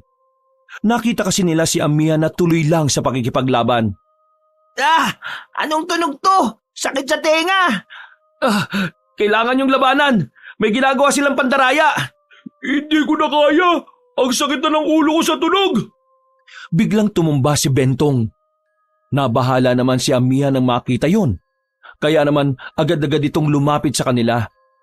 Ano bang nangyayari sa inyo? May naririnig kaming kampana. Ang sakit sa tenga. Wala naman Teka, Nang mapagtanto ng dalaga na ginagamitan na sila ng ibang aswang ng itim na kapangyarihan, isang salamangka na tanging mga aswang lamang ang may kakayahang gumawa. Hindi na nagsayang ng pagkakataon ng dalaga. Agad nitong binulungan ang dalang anting-anting. Buti na lang ay wala nang umaatake sa kanilang aswang kaya natapos ni Amihan ang kanyang orasyon. Nawala na rin ang naririnig nila Nolan. Nagising na rin si Bentong, pero nararamdaman pa rin nila ang sakit ng kanilang ulo. Baka kaya nila nadali si Mang Soro dahil sa pandarayang yun. para sa kanila, hindi yun pangdaraya. Isa yun sa mga pinagmamalaki nilang taktika. Kapag ang aswang marunong gumamit ng itim na kapangyarihan, ibig sabihin lang nun ay marami na rin siyang alam o karanasan. Kaya mag-iingat tayo sa kanya kung sino man yan. Nasaan na mga aswang? Mga buwisit sila. Umatras na sila. Hindi na natin sila habulin. Mas malaga sa atin ang buhay ng mga biyag nila. Nilapitan na rin nila ang mga kabataan at kababaihan na magkakasamang nakatali ang mga kamay. Huwag na kayo mag-alala. Ligtas na kayo. Sumunod kayo sa amin. Tatakas na tayo sa lugar na ito. Sinamantala na nila ang pagkakataon na wala na mga aswang sa black market. Ang iba rin namang tao na nagtitinda, nagsialisan na rin dahil sa takot na baka sila ang kainin ng mga aswang. Sa isang iglap, parang naging ghost town na ang lugar. Bentong, mauna na kayo. Bakit? Ano bang gagawin nyo? Kukunin namin itong mga baril. Kesa magamit to sa kasamaan, gagamitin natin to sa mga aswang. Agad na ipinasok ni Ricky at Nola ng mga 45 na baril sa sako. Binuhat nila yon kahit na sobrang bigat na. Nang matapos na nilang mapataka sa mga tao, bumalik na rin sila sa kanilang bahay. Diyos ka, kaya daming baril naman yan. Baka mamaya mahuli kayo ng mga pulis. May kaso yang ganyan. Ano bang tawag doon? English yun Illegal possession of underarms. Uy, anong pinagsasasabi mong underarm? Ano yung kilikili? Sige, ano? Hindi ko rin alam Basta ang alam ko, hindi underarm. Ay, wag na kayo mag-away. Ang mahalaga, ligtas na kayo. Dinala namin itong mga baril na ito pang alternatibo. Pwede rin itong pang starter sa laban. Maganda ang ideya ni Nolan, Mang Soro. Hindi natin alam kung gaano pa sila karami eh. Pero ang mas dapat natin pinaghahandaan ay si Arong. Pakiramdam ko, siya ang gumamit ng itim na kapangyarihan kanina. Mahirapan tayo sa kanya. Kanina rin. Pakiramdam ko, siya ang gumagamit ng itim na kapangyarihan. Kaya mahirapan tayo sa kanya. Kanina nga rin ho, ginamit din sa amin yon. Nakarinig kami ng malakas na tunog ng kampana. Sobrang sakit sa tenga. Buti na lang, may ginawa itong si Amihan eh. Pareho lang pala tayo ng narinig. Pero isang hudyat na yon para mas maging maingat tayo. Malakas si Arong. Uling laban naming dalawa binata pa ako. At hindi ko na alam kung ano na ang mga nagbago sa kanya. Kayo, Mang Soro, kumusta naman kayo ngayon? Buti naman kinaya niyong gamutin ang sarili niyong mga sugat. Kayang-kaya ko naman ang sarili ko. Nasanay naman ako mag-isa sa buhay ko Kaya, sige na, pagpahinga na muna kayo. Alam kong napagod kayo sa labanan. At binabati ko kayo dahil nakabalik kayo ng ligtas at walang napahamak. Napaka-basic lang naman kasi kalaban ng mga yun eh. Akala ko pa naman, sisilip na ako sa kamatayan. Uy, huwag ka na munang magyabang. Malakas ang kutob ko na ang mga nakalaban natin kanina ay mga pinakamahihina lang na aswang. Hindi magawang magdiwang ng kalooban ni Nolan. Marami kasing aswang ang nakatakas. Para sa kanya, mas malala ang mangyayari sa oras na ang mga aswang naman ang dumesbak sa kanila. Habang nagpapahinga sa sofa nilang parang umuusok na kapag pinapagpag, malalim na iniisip ni Nolan kung paano sila tatagal sa labanan. Hindi niya kasi malaman kung ano ba talaga ang kakayahan ng sinasabi nilang Arong. Makalipas ang 5 araw, wala na munang aswang ang nagparamdam sa kanila. Para sa kanila, isa itong malaking himala matapos silang mapaslang ang ilan sa mga yon. Pero masama ang kutob ni Nolan doon. Isang hapon, nasa bakuran lamang sila. Normal lang ang kilos nila, na parabang wala silang mga nakalabang aswang. Parang wala silang iniisip na panganib. Biglang dumating ang matandang si Aling Pasita. Buong akala nila, sisingilin na naman sila nito. Pero hindi. Si Mang Soro ang pakay nito. Malabasin nyo nga rito yung siraulang matandang yan. Bakit hindi na lang po kayo pumasok? Bahay nyo naman po kasing dalawa yan Eee! Anong Gusto mong palayasin ko kayo? Teka lang. Ikaw nga pre, doon ka nga muna. Ginagalit mo naman si Aling Pasita Aling Pasita, pasok na lang po kayo sa loob. Nagpapahinga po kasi siya Tinarayan pa sila na matanda. Tinasan muna sila ng kilay bago ito naglakad papasok ng bahay. Mukhang magkakabalikan na yung dalawa. Tama lang yan. Para naman kahit papano bumalik na yung dating ugali ni Aling Pasita. Sabi kasi ni Mang Soro sa akin, napakabait si Aling Pasita nun teka nga, nasaan ba si Amihan? Aba, nandito lang yung kanina. Oo nga, nandun naman nagpunta yung isang yun. O sige, dito lang muna kayo. Hahanapin ko lang. Malapit ng gumabi Baka pagalitan tayo ni Mang Soro dahil hinayaan nating mag-isa si Amihan. Sandaling kinuha ni Nolan ng itak sa gilid at inilagay sa kanyang tagiliran. Lumabas siya ng kanilang bakuran. Naglakad-lakad siya para hanapin ang dalaga.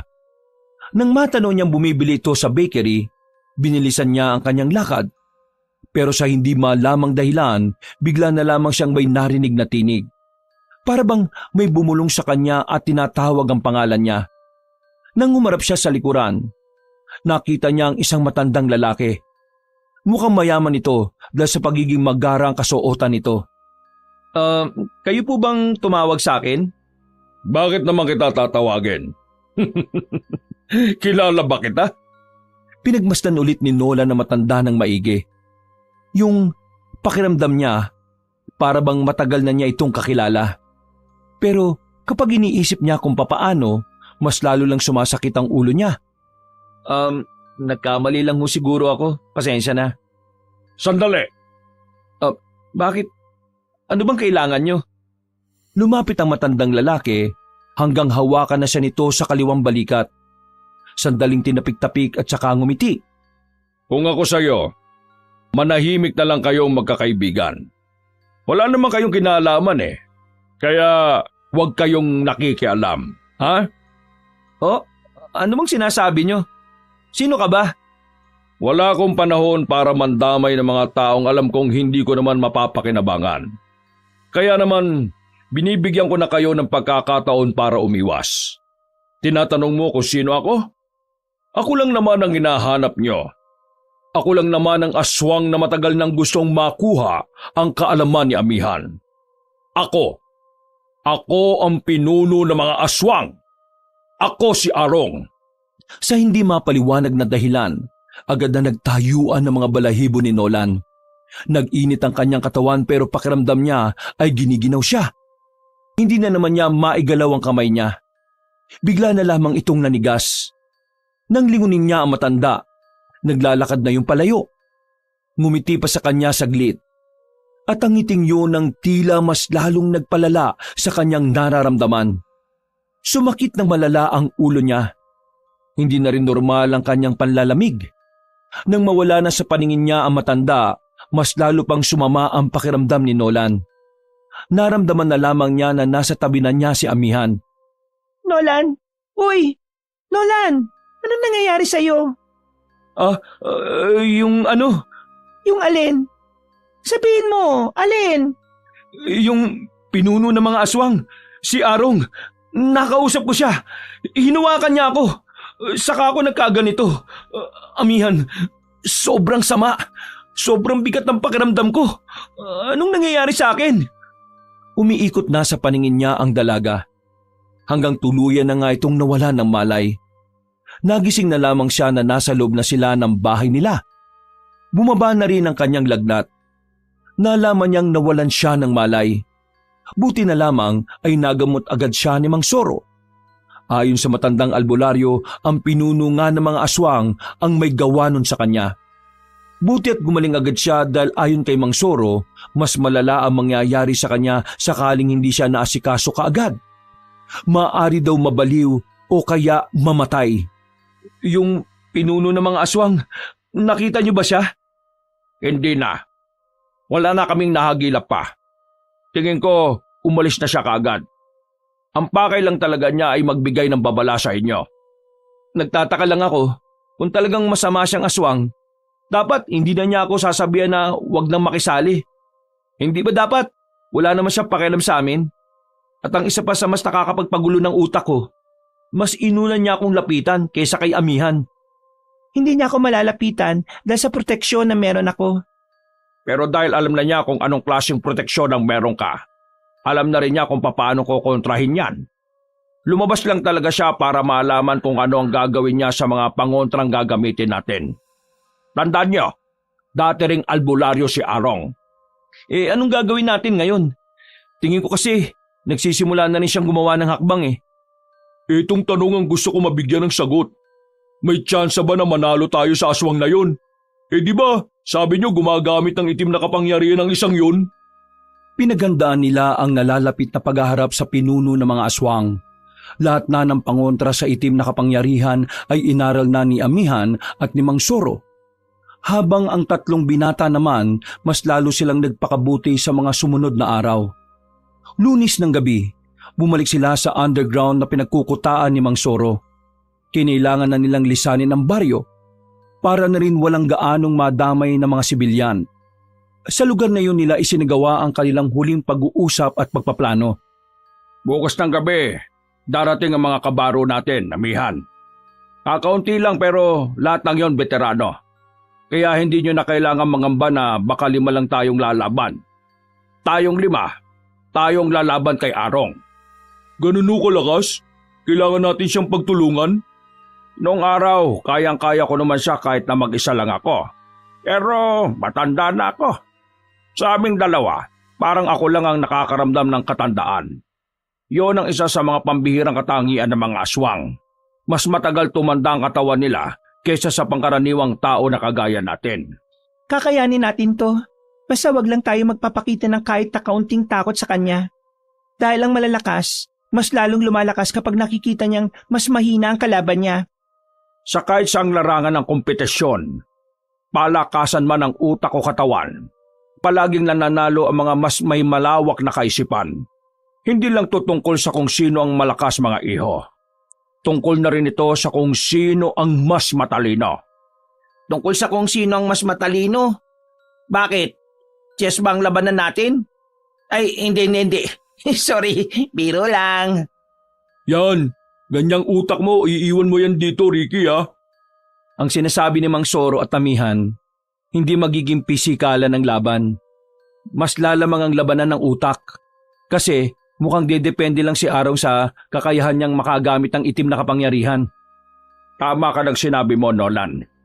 Matalino kang mag-isip. Kawawa naman kami mga syunga. Nung gabing yun, wala silang ibang gagawin kundi ang magpahinga. Habang nakaiga sa papagsinolan katabi ang dalawa, kung ano-ano na lang ang pumapasok sa isipan niya. Pero nawala ang kanyang konsentrasyon nang biglang magsalita si Ricky. Sa dami ng mga nangyayari ngayon, nakakalimutan ko ng sexy at maganda si Amihan. Hindi na ba kayo nagagandaan sa kanya? Hindi na ba kayo naiilang kapag nakikita niyo siya? Bakit naman kami maiilang? Hindi naman kami katulad mo. Na lahat na lang ng kilos niya, tingin mo para sa'yo. O naman, grabe ka naman. Di naman ako ganyan, no? Salip na isipin mo yan, ang isipin mo, paano natin poprotektahan si Amihan? Yan ang pinakatungkulin natin sa laban. Kasi kapag si Amihan nakuha ni Arong, wala na, tapos na ang laban. Basta, kung ano man ang mangyari bukas ng gabi, palagi nyo lang iisipin ang dahilan kung bakit natin to gagawin. Para ito sa lahat. Malay nyo, kapag nailigtas natin ang mga tao, hindi na tayo palayasin ni Aling Pasita. Oo nga no. Buti na lang nagkaroon ako ng dahilan na lumaban dahil sa sinabi mo. Hindi ko pa rin kasi talaga alam kung bakit ako nandito eh. Loko, patulog ka na nga. Naunang nakatulog ang dalawang kaibigan ni Nolan. Pero siya, kahit kaunti ay hindi siya makaramdam ng antok. Mailap sa kanya ang pagtulog. Hindi siya mapakali. Kahit ilang araw na rin silang naiipit sa kaganapan na yon, parang hindi pa rin pumapasok sa kanyang utak na haharap na sila sa mga aswang kinabukasan. Natatawa na lamang siya. Parang nung nakaraan lang kasi ay si Aling Pasita lang naman ang kanilang problema. Bumangon siya ng higaan. Lumabas siya ng kanilang silid. Sumilip siya sa labas. Naglakad siya patungo sa kinaroroonan ng silid ni Mang Soro. Pero hindi niya inabutan na matanda roon. Nagulat siya nang makasalubong niya ang dalagang si Amihan. Uy, ginulat mo naman ako. Akala ko tulog ka na eh. Nag-aasa pa ako ng mga gamit. At saka may pinag-aaralan akong libro. Ikaw, bakit gising ka pa? Di ako makatulog eh. Kinakabahan ka ba? Oo eh. Sa totoo lang, nung una 50-50 lang talaga ako sa paniniwalang may aswang. Siguro, kung noong ko pa nalaman na buhay pa sila, baka nakapaganda ako eh. Magaling ka. Ha? Ano magaling? Wala nga ako nagawa nung hawakan ako ni Arong eh. Napag-usapan ka namin ni Mang Soro. Natutuwa siya sa kung papaano ka mag-isip, Nolan. Ha? Talaga? Oo. Sa inyong tatlo, ikaw ang pwedeng mamuno sa kanila. Malaki ang may tutulong mo sa laban. Kaya, huwag kang panghihinaan kapag mas malakas o mas mabilis sa iyo ang kalaban mo. Maraming salamat ah. Bumbuhay ko kasi hindi pa ako nasabihang magaling eh. Ay, siya nga pala. Pasensya na nga pala nung una nating pagkikita ah. Medyo nasusungitan kita noon. Inis kasi ako sa mga magaganda eh. Kasi paniniwala ko, manluloko ang mga magaganda. Mukhang hindi ka naman ganun eh. Edi, maganda ako sa paningin mo? Ha? Oo. Oo, ganun na nga. Bakit? Wala naman. O sige na, pabalik na ako sa silid ko. Ikaw, subukan mo na rin makatulog ah. Sandali. Bakit? Kapag tapos na ang lahat ng ito, gusto kitang mas makilala pa eh. Kaya dapat mabuhay tayo ah. Ngumiti na lamang sa kanya ang dalaga. Naglakad na rin yun palayo. Tipid na ngumiti na lang din ang binata at saka bumalik na rin sa kanilang silid. Sinubukan niyang makatulog. Dakong 5:00 na nang makaidlip siya. Pero pagsapit ng 6:00, ginising na rin siya ng dalawa niyang kaibigan. maaga silang naganda. May kaunting pagbabago kasi sa kanilang mga plano. Nakaabot kasi sa kanila ang balitang ilan sa mga albularyong nakakuta sa gubat ay inatake na ng mga aswang. Kaya naman maaga silang lalarga para puntahan ng mga yon. Dakong 10:00 na nang marating na nila ang kuta ng mga albularyo. Dinatnan nilang sugatan ng mga kasamahan nila. Pero mabuti na lang ay wala ni isa sa kanila ang nasawi. Ayon sa mga albularyo, nakita nila ang mga aswang dakong madaling araw na may daladalang matandang babae. Sinubukan nilang iligtas sa matanda pero wala rin silang nagawa. Mang Soro, saan ka pupunta? Si Pasita, kailangan ko malaman kung siya ba talaga ang dinala ng mga aswang. Mabilis na naglakad palis sa matandang lalaki. Pero sinundan naman nila Nolan na matanda. Nang makarating na sila sa kanilang baryo ay pinuntahan nila ang bahay ni Aling Pasita. Pero wala na roon na matanda. Merong sulat na iniwan sa lamesa. Nang basahin niyo ni Mang Soro, parang nanlambot ang tuhod nito. Inagaw ni Nolan ng sulat sa kabinasa rin nito ang nakalagay. Kailangan natin pumunta sa ilog ng Maribeles. Doon daw natin kikitain si Arong, kapalit ni Aling Pasita. Ikaw, amihan. Teka. May palitan na magaganap? Pero ano mangyayari? Hindi natin pwedeng ibigay si Amihan. Pero hindi rin naman natin pwedeng iwan si Aling Pasita sa kanila. Mang Soro, ikaw ang magdedesisyon nito at ikaw amihan. Huminga ng malalim si Mang Soro. Hirap na hirap itong magdesisyon pero lumapit sa kanya ang dalaga. Mang Soro, sige na. Piliin mo si Aling Pasita. Pero paano ka? Paano mga tao sa oras na magamit ka na nila? Meron ako naisip na paraan.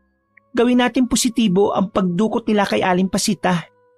Pinagkatiwalaan ni Mang Soro ang naiisip ni amihan.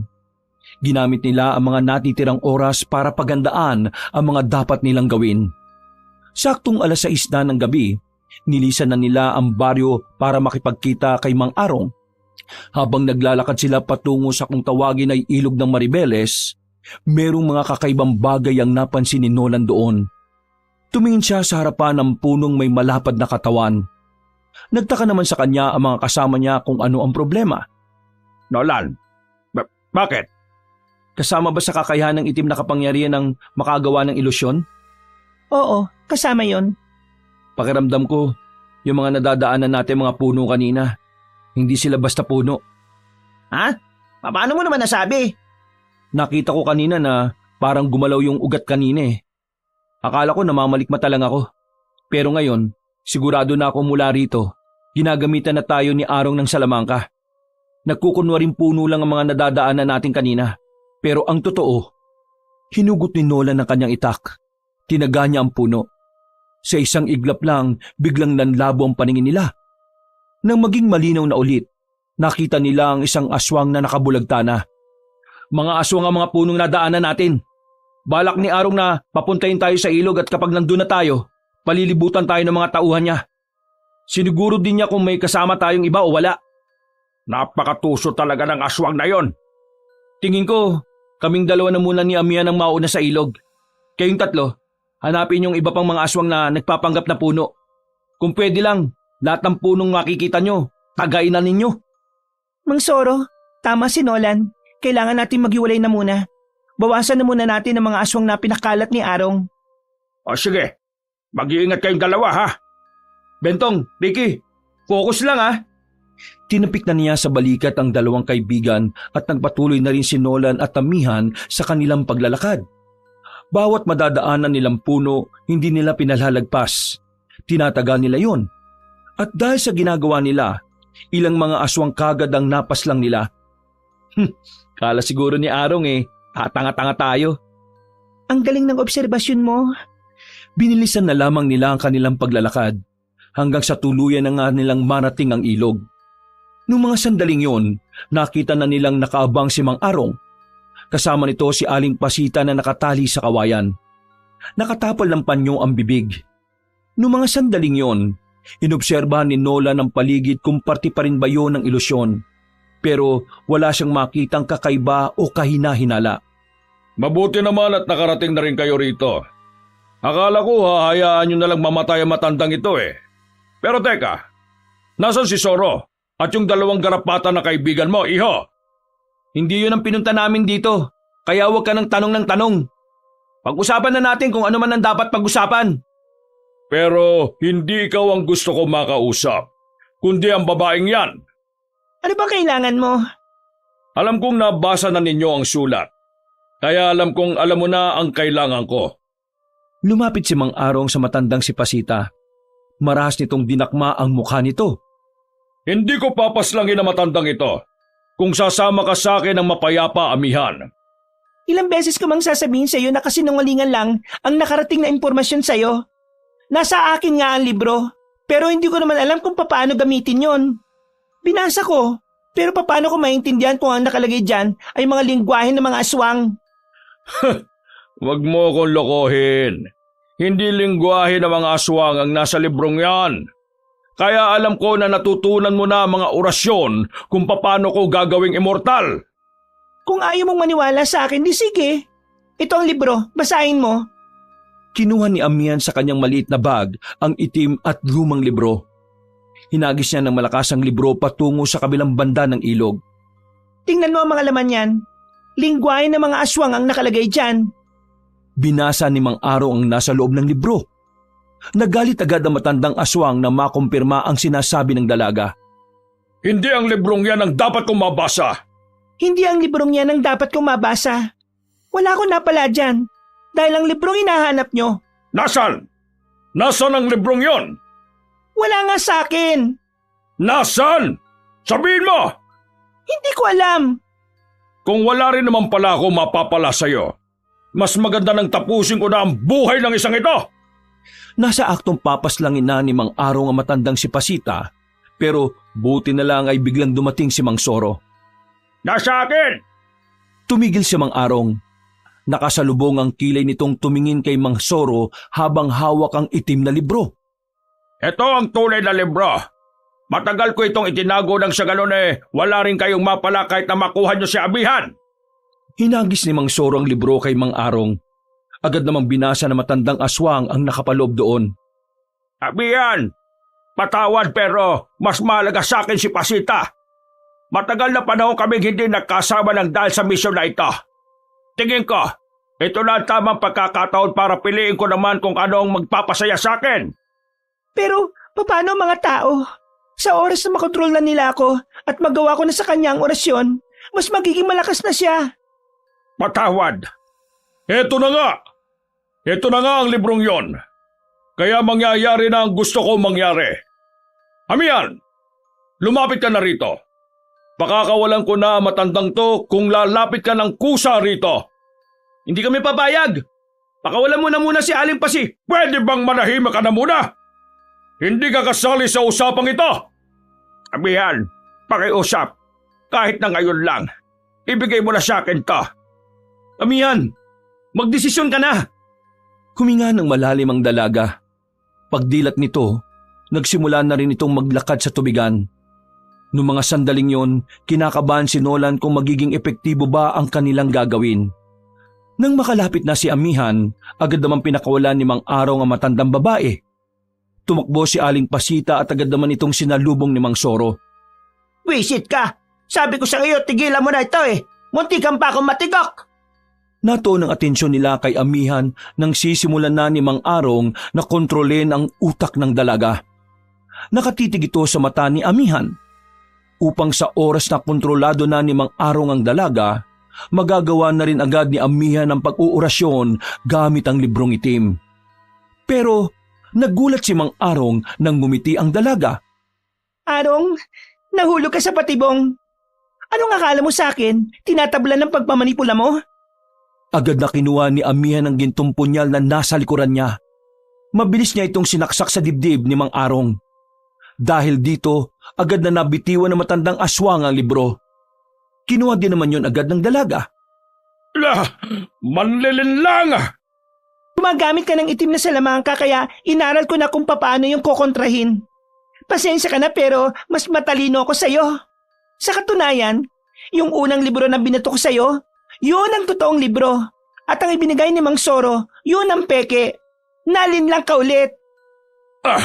Plano niyo ang lahat ng ito? Sunod-sunod na pag-ubo ang ginawa ni Mang Arong hanggang sa tuluyan na nga itong nalugutan ng hininga. Buong akala nila ay panalo na sila. Pero laking gulat nila nang sila pala ang nalinlang ni Mang Arong. Narinig na lamang nila ang tinig nito na tumatawa. Lumabas ito mula sa kadiliman. Nang tingnan nila ang aswang na pinaslang ni Amihan, ibang aswang pala yun. Kapareho lang ang suot. Kayo yata ang nalinlang. Alam ko nang kokontrahin mo ang kapangyarihang itim. Kaya naisip kong gamitin ng isa sa mga bagay na hindi mo alam. Yun ay ang isa sa pinakamataas na level ng ilusyon. Ang gumawa ng sariling kamuka sa katawan ng ibang tao. Hindi na nagsayang ng sandali si Mang Soro at si Nolan. Mabilis silang tumakbo palapit doon. Pero laking gulat nila nang damputin ni Mang Arong ang gintong punyal. Itinutok nito ang patalim sa leeg ng babae. Sige, subukan niyong lumapit. Patay ang isang ito. Ngayon, Amihan, kunin mo ang libro. Basahin mo. Hindi na kita kokontrolin. Kasi sa ayaw at sa gusto mo, susundin mo ako. Hindi dahil mamamatay ka, kundi dahil mamamatay ang dalawang kasama ninyo. Nanlalaki ang mga mata nila nang makitang daladala na ng aswang si Bentong at si Ricky. Nagtataka sila kung papaanong nabiyag nila ang dalawa, gayong kasama naman ito ni Mang Soro. Hindi ka ba nagtataka? Bigla ka nalang iniwan ng dalawa mong kasama habang papunta rito? Kasi, una pa lang, hindi mo naman talaga sila kasama. Ilusyon din ang nangyari. Aswang ang kasama namin nung una pa lang. Hindi sila Bentong at Ricky. Hayop ka talaga. Walang iya ka talaga, Arong. Wala kang kasing sama. Tumawa ng malakas sa matandang aswang. Ganon din ang mga kasama nitong aswang. Parang sa mga sandaling yon, nagdiriwang na ang mga yon. Ako ang pinakamagaling na aswang pagdating sa linlangan. Kaya nga ako nanatiling buhay noon kahit na pinagtulungan niyo ko, di ba, Soro? Ngayon, Amihan, basahin mo ang libro at simulan mo na ang orasyon. Dahil kung hindi, ang dalawang yon ang mamamatay. Walang magawa si Amihan kundi sundin ang gusto ni Mang Arong.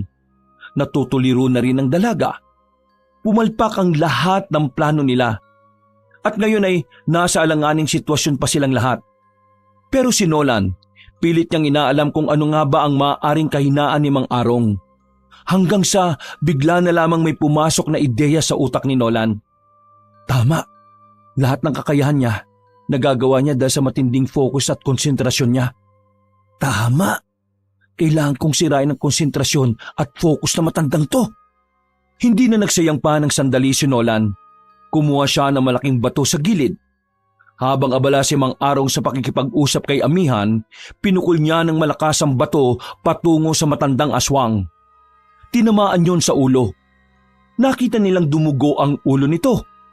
At dahil nakaramdam ito ng hilo ay nasira ang pinakamalupit nitong ilusyon na ginawa. Unti-unting lumabas ang tunay na itsura ni Mang Arong. Sandaling lumabo ang mga paningin nila. At nang muli itong luminaw, nakita na lamang nila si Mang Arong na uugod-ugod na pala. Sobrang tanda nito. Mahina na rin. Yun ang dahilan kung bakit ito nagsasagawa ng ilusyon para matakot sa kanya ang mga kalaban. Ang katandaan din nito ang dahilan kung bakit hindi naging pisikalan ng labanan. Wag mo kong paslangin, Iha! Huli na para magmakaawa. Agad na sinaksak ni Amihan na matandang aswang sa dibdib gamit ang gintong punyal. At hindi nga nagtagal, tuluyan na rin yung nalagutan ng hininga at kalaunan ay naging abo. Nawala na rin ang mga aswang sa paligid, na parte rin pala ng ilusyon na sinagawa ni Mang Arong. Ang totoo, wala naman pala itong ibang kasama. Nakahinga na rin sila ng maluwag. Naipanalo nila ang laban ng walang napapahamak sa kanila. Umalis na rin sila sa lugar na yun. Bumalik sila sa kanilang baryo na dala ang tagumpay. At magmula nang mapaslang nila si Mang Arong, wala nang nakita pang aswang sa baryo ng Rosario. At kahit sa mga kalapit na baryo din, nagkabalikan si Mang Soro at Aling Pasita. Hindi na rin napalayas pa ang 3 binata sa bahay. Pero sinisingil pa rin sila kada buwan. Samantala, Nagpatuloy naman ang magandang samahan ni Nolan at ni Amihan. Habang tumatagal, mas nakilala nila ang isa't isa. Dahilan para unti-unting magkahulugan sila ng loob. Sa ngayon, nakabalik na si Nolan sa dati nilang buhay. Nakahanap na rin ng matinong trabaho. Sa lahat ng kanilang karanasan, masasabi ni Lola na magsisilbi yung aral sa kanila. Isang aral na kahit saan sila magpunta, maaari nilang dalhin at gamitin sa kahit na anumang oras at sa kahit na anumang pagkakataon. Wakas! Mga walang iya, lumayas na kayo sa bahay ko!